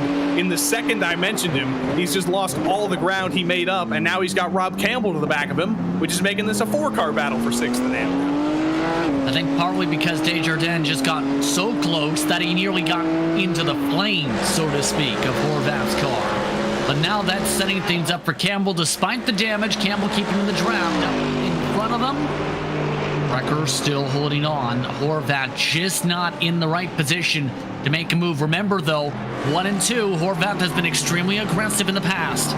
Big trouble for Breton. The front end of that Mercedes is destroyed, and he must have hit the wall very, very hard somewhere. He's lost Nick McLaughlin. He's lost Tommy Brisson. He's fallen now to 3rd in class, and he is only going to fall further. Disaster for Alexandre Breton. He lost the lead on the pit cycle, and there he is out of turn 4. Just loops it and hits a very, very hard wall. Not much runoff here at Montreal. Too much curbing. Simple as that. rode it like a skateboard, hit a bit of the grass, and now Breton, who looked like the car to beat an AM, has to be able to fight now just to be able to stay in third. Make sure there's no more mistakes. He has a bit of a bumper, rather, over Clayton Ham, but it's still a lot of damage for him to deal with. Gonna be 3 laps to go at the line, if my calculations are correct. Yes, it is. So Breton's gotta hang on for 4 more laps here. Tommy Brisson has gotten by him here. Tommy Brisson has a fight of his own. 2 seconds up the road is Mitchell Ian Green, and Tommy Brisson is the last driver in the top 10. He wants P9, and we watch that purple Mercedes with the zebra stripes at the back. How much further is Alexandre Breton gonna fall? Dave Menino, Ted Lowendick are on the attack here. Breton wiggles just a little bit. Clayton Ham is quite a bit further back, but if Breton continues to fall, he might be under attack here in a few laps' time. He's gonna defend as hard as he possibly can from these 2 Audis. They're gonna get by eventually. That Mercedes is heavily, heavily damaged. Yeah, that front end extremely kicked in at this point.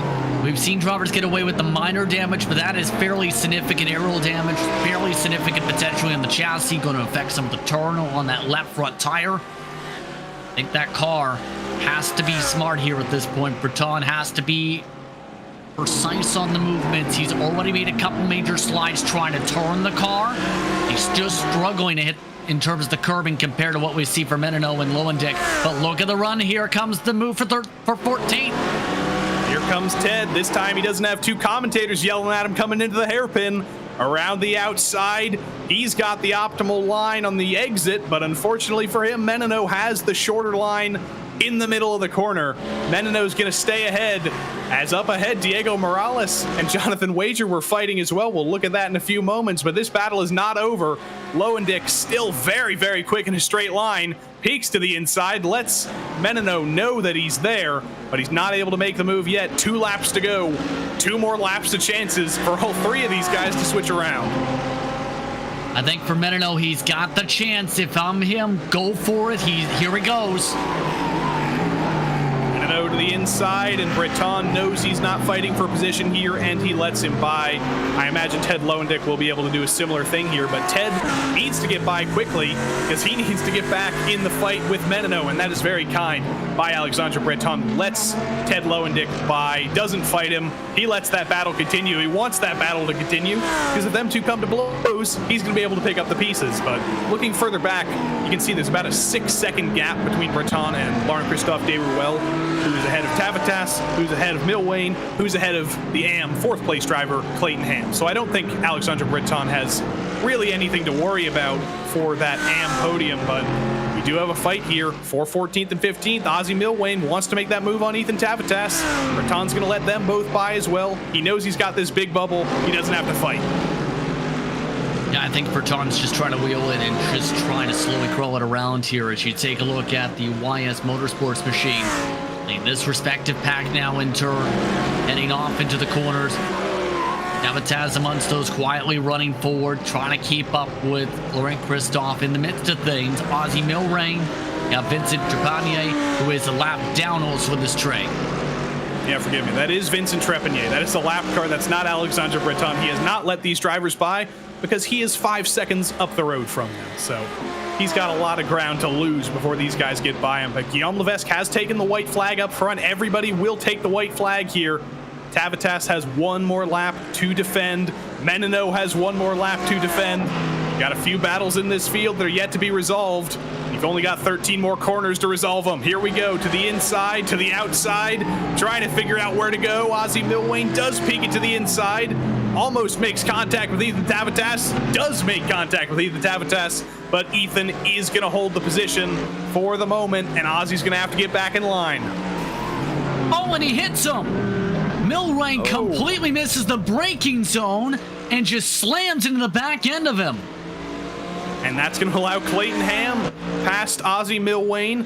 He does recover. He went off the road as well, and I think he hit the wall as well. So just an incredible amount of overspeed. Here's Tommy Brisson on the attack here on Nick McLaughlin. This is not for position, but it's not for position in class. They're 2 different classes, but it is for 11th overall. But through the final corner, we haven't talked about him once because he's been so dominant, but at home in Quebec, Guillaume Levesque is victorious. Bonne victoire, Guillaume brings it home in the lead. Andrew Waring will bring it home in second. And Diego Morales, what a battle with Jonathan Wager. He's going to finish third. Mistakes in the pit lane when it comes to that third and fourth place grouping, but what a run for Guillaume. He pulled away and caught everybody off and away, but Ryan Patrick, you can say, has done the same in AM. Ryan Patrick wins in AM for the second week in a row. Nick McLaughlin had a troubled week last week. He's going to finish second, and Alexandre Breton with a very damaged Mercedes will bring it home in third in AM. What a race all throughout the field, and it's not over. Nick Horvath in that lone McLaren is going to bring it home in sixth place. What a run it's been for him. He's gotten by Corey Precker. Rob Campbell's gotten by Desjardins. These guys all shuffled around in the moments we weren't talking about them, and I think that's David Bush out of fuel up ahead. He's a pro, so this is not for position, but Nick Horvath, what a run in the lone McLaren in the field.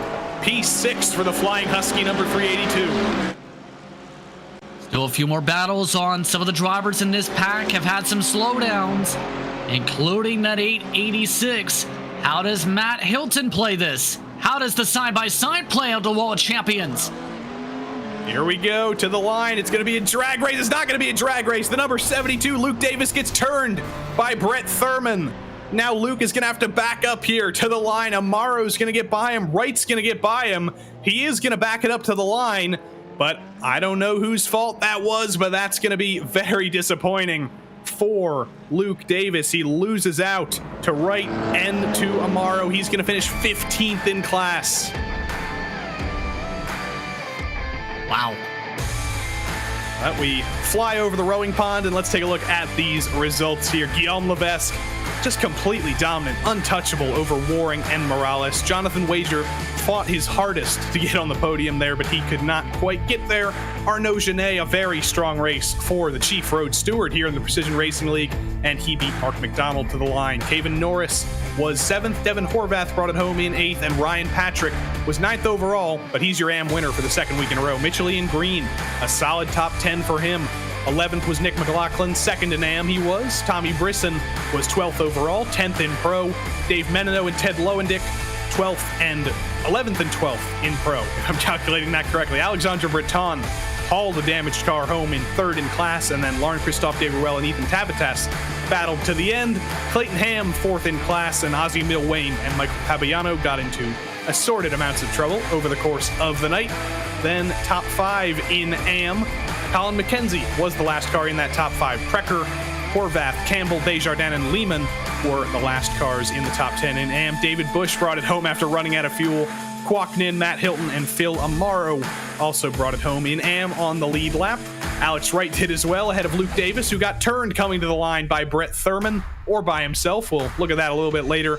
And the used car lot, guys who got into trouble: David Morse, Christopher Rhines, Sean Mulholland, Vincent Trepanier, and Miguel Angel Fonseca. Very disappointed, as is Eric Haag. That is 39 cars here tonight, and we've got a whole field of drivers here waiting for an interview. This is the most I've seen in quite a long time, but first, of course, the number 888, Guillaume Levesque, the dominant winner. We're going to talk to him in just a moment as we load his car up here, as we drag him into the interview booth. Guillaume Levesque, we didn't say your name very much on the broadcast because you just ran away with that thing. Your home race, probably your most dominant win of the season. That's got to feel pretty good. Yeah, home race. So yeah, I don't really love Montreal, but we did a lot of competition, national competition on it. So yeah, I'm used to the track. So yeah, just banging some lap times and just going away. It was like a little story for me. So how did you keep yourself occupied? Because you were 3/10 up in qualifying. You started to run away with it after lap 1. What was going through your mind for the rest of the race? Were you always on it 100%, or did your mind wander just a little bit as you pulled the gaps up to 6, 7, 8 seconds? I'm just trying to going to 98 or 99%. You don't want to go too much down, or you're gonna lose concentration, focus. So yeah, I'm just going hitting my marks, just focusing on it and trying to do like the best lap times, but with a little like touch of back off to be like sure to not bin it, because walls here can be really close. So yeah, at exit of like turn 4 and wall of champions, so you don't want to hit those and just ruin your top speed. So you just go like hitting your mark and just stay focused. So that's 4 wins in a row for you, if I'm counting correctly. 5 races to start the season, 4 wins. We've got 5 more races to go. You think you can go 5 for 5 in the second half? I'm gonna try, but we missed Moise this week, I think, because of Spa, because it's 24 this weekend. But yeah, I'm gonna try it for sure, and try to do my best for the rest of the season for sure.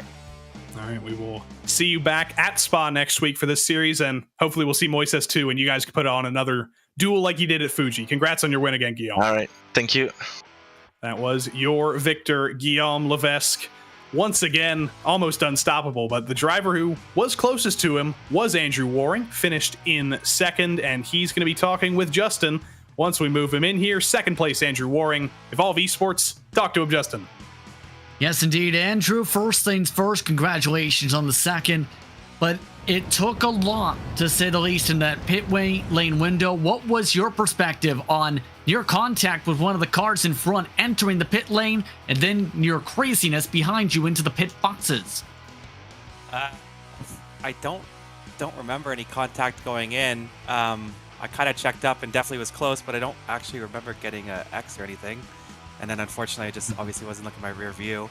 I didn't see what happened with Jonathan and Diego. I just saw, I think Diego missed his box, and that gave me the gap. But I mean, a difficult race for me. Totally unprepared. Total lack of preparation in terms of my end.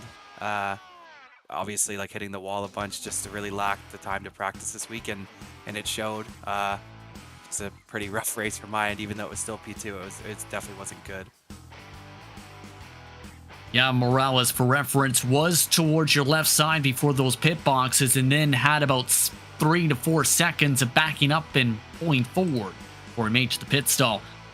When it comes to the car to be able to prepare itself for tonight, what was that preparation process like to be able to get the pace to where it needed to be able to build the 3-second buffer out of the pit lane, and in turn be able to hold on to the buffer? Yeah, I mean, thankfully the PRL series does a great job of hosting a 3-hour practice before this event, and that was honestly the first laps in this car. I think honestly one of the biggest issues I had was the tire, where the car felt like it was going through tires like crazy, but when I pitted, the front tires and rear tires were all still in the 90s, which I just was totally ridiculous. And I think a lot of people knew that you could push this car a lot harder than me, because after the pit stop I was finally starting to push, and you know, like the times were right there with the leader. So I think I did a just extremely poor job of managing this race on my end, but everybody else around me did a great job, and I'm sorry to Diego and Jonathan, because I'm sure me hitting the wall in front of them a bunch didn't help their concentration, so I apologize for that. Well, the next race will start off the second half of the campaign. We've talked about it when it comes to the fixed competitors. When it comes to tonight for sprint competition for Spa, what is the approach going to be like for Circuit de Spa-Francorchamps to get as much speed as possible in that race car? Definitely going to be putting in a lot more time this for the next race. I think Spa as a track on the calendar, everybody circles. It's everyone. I think everybody wants to win, especially it taking place on the same weekend as the Spa 24, or at least close to it.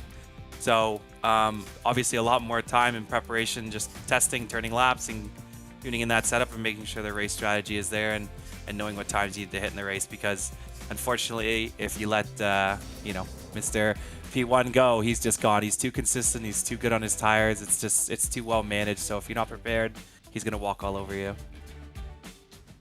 Well, congratulations on the podium tonight. Congratulations on the run, Andrew. Appreciate it. I just want to also say I didn't get a chance last weekend, but it was my mom's birthday last Tuesday, and just wanted to wish her a happy belated birthday again with another P2. I'm sure she wanted a P1, but maybe next week. Well, that's Andrew Waring coming away in second spot tonight. Once again, thank you to him. Diego Morales coming away in third. Join Joey up in the booth.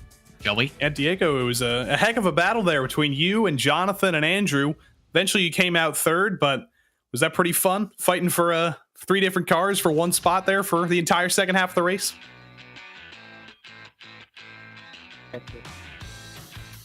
Diego, do you have a copy? Looks like a little bit of technical difficulty with Diego Morales. We'll try and... Nope. I got a green light. Diego, are you there?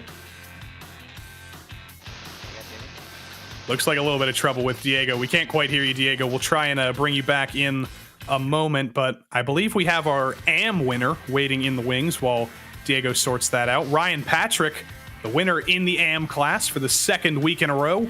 Ryan, 2 wins in a row. Your first 2 wins in the PRL. You got 2 on the trot now. You've got to feel pretty good. Hey, thanks, man. Yep, feeling pretty good.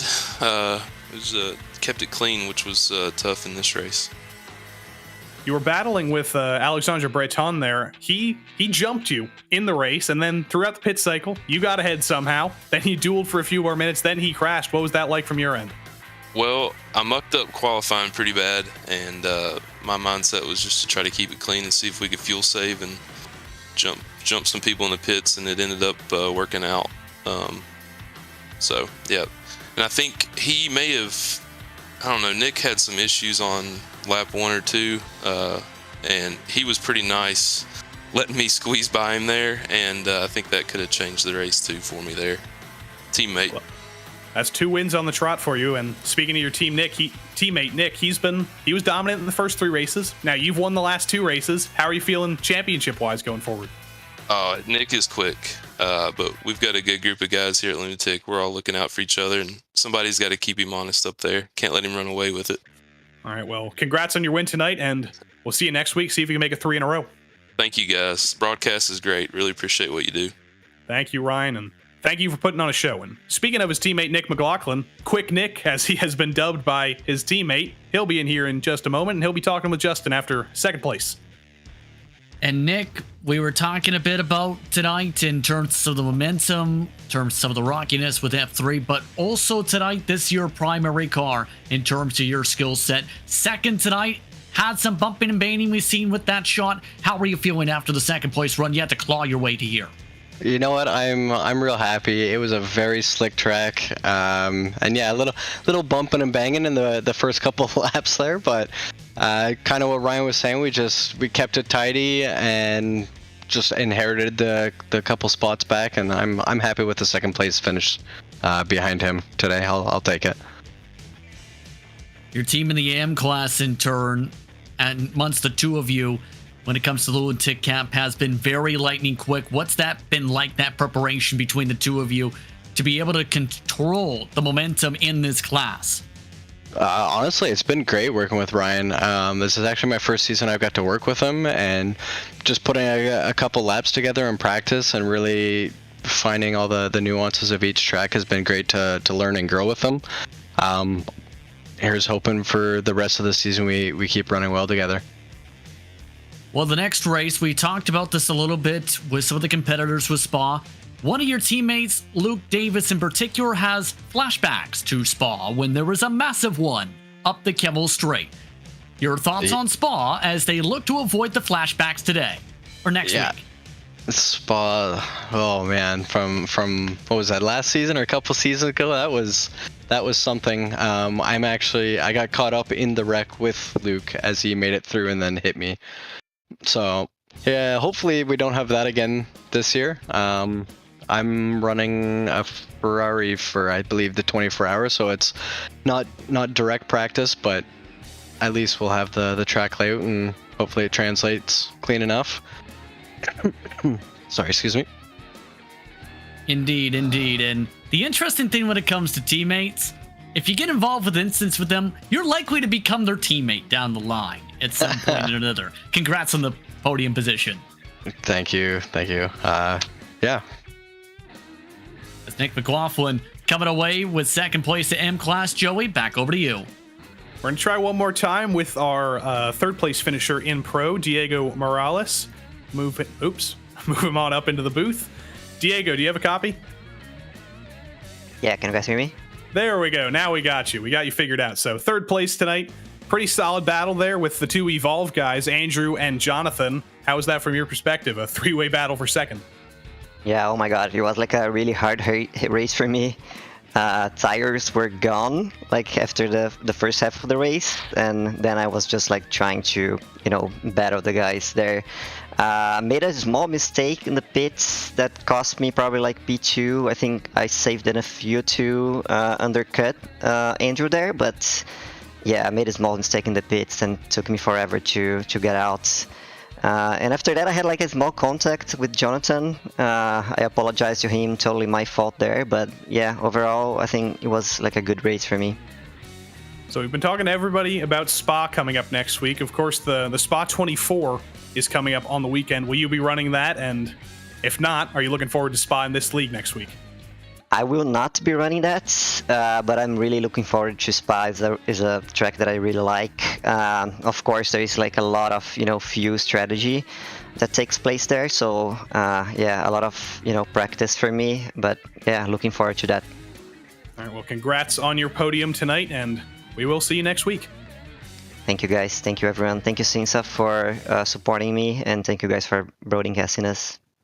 That was Diego Morales, your final podium getter in the pro class. And we're going to talk to one more. We're going to finish out our scientific experiment with Ted Lowendick. We're going to drag him up into the booth. It was a troubled day for Ted. Somehow he didn't even realize he had that damage. But Ted, you had that phantom damage. You had quite a battle with Dave Menino at the end. But how are you feeling at the end of all that? I think we got to take the positives away from tonight. I was the highest qualifying non-Mercedes, so I'll take that as a win. And yeah, I'd rather spin myself out than ruin someone else's race. So we'll go with that. So let's talk about our experiment tonight. We had our hypothesis, we've done the experiment, and now we have to make conclusions. We talked to you in the middle of the race. We distracted you a little bit. How do you think that one worked out? I enjoyed it. I hope it brings an element to whoever's watching this. I'm glad you let me do that. I was really hoping to see how it would go. I'm really glad I didn't wreck anybody. I didn't wreck myself. I'm gonna watch it back and see if there's ways I can improve my self-commentating. But yeah, no, it was fun. I think that would have been objectively kind of funny if you did crash into someone while we were talking to you. I would have probably laughed myself. But all right, well, congrats on bringing it home, and thanks for helping us out tonight. That was incredible. I, for one, thought that was very amusing. I thought that was very entertaining, and I hope everybody else did too.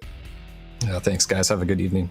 All right, see you next week, and we'll see if we're talking to you, or we might be talking to somebody else. Who knows? But Ted Lowendick, always helpful, always on the Zoom, always doing something amusing, and always helping us out here on the broadcast, Justin. So that's the end of that.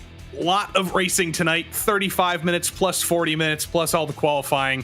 We've been here for a little while, but that was dramatic, and that was a lot of great racing here at Montreal. A lot of great racing, some dominant performances from your overall race winners, but plenty of aggressive battling in the dozens, as you put it earlier in this one. When it comes to a lot of the drivers, though, some of them had to bump and bang their way up towards some of those spots. Overcame a lot of damage for Guillaume. Domination station by 7.8 seconds. The pace continuing, shown by the AAA. Well, that rounds us out for tonight, but as we talked to so many drivers about, next week is Spa here for the GT3s. Of course, we've got the Spa 24. Before that, we will be covering all 24 hours of that here on RaceSpot, but we'll be back with the PRL GT3s at Spa next week, same time on Tuesday. Tomorrow night, we will be here for the PRL as well, the PRL Truck Series. Me and Terry Radford will be with you for the Pocono round of the Truck Series, but until then, we're going to say goodbye. As they say in Quebec, goodbye. Thank you for joining us. Thank you for joining us here on RaceSpot every week. And until next time, so long.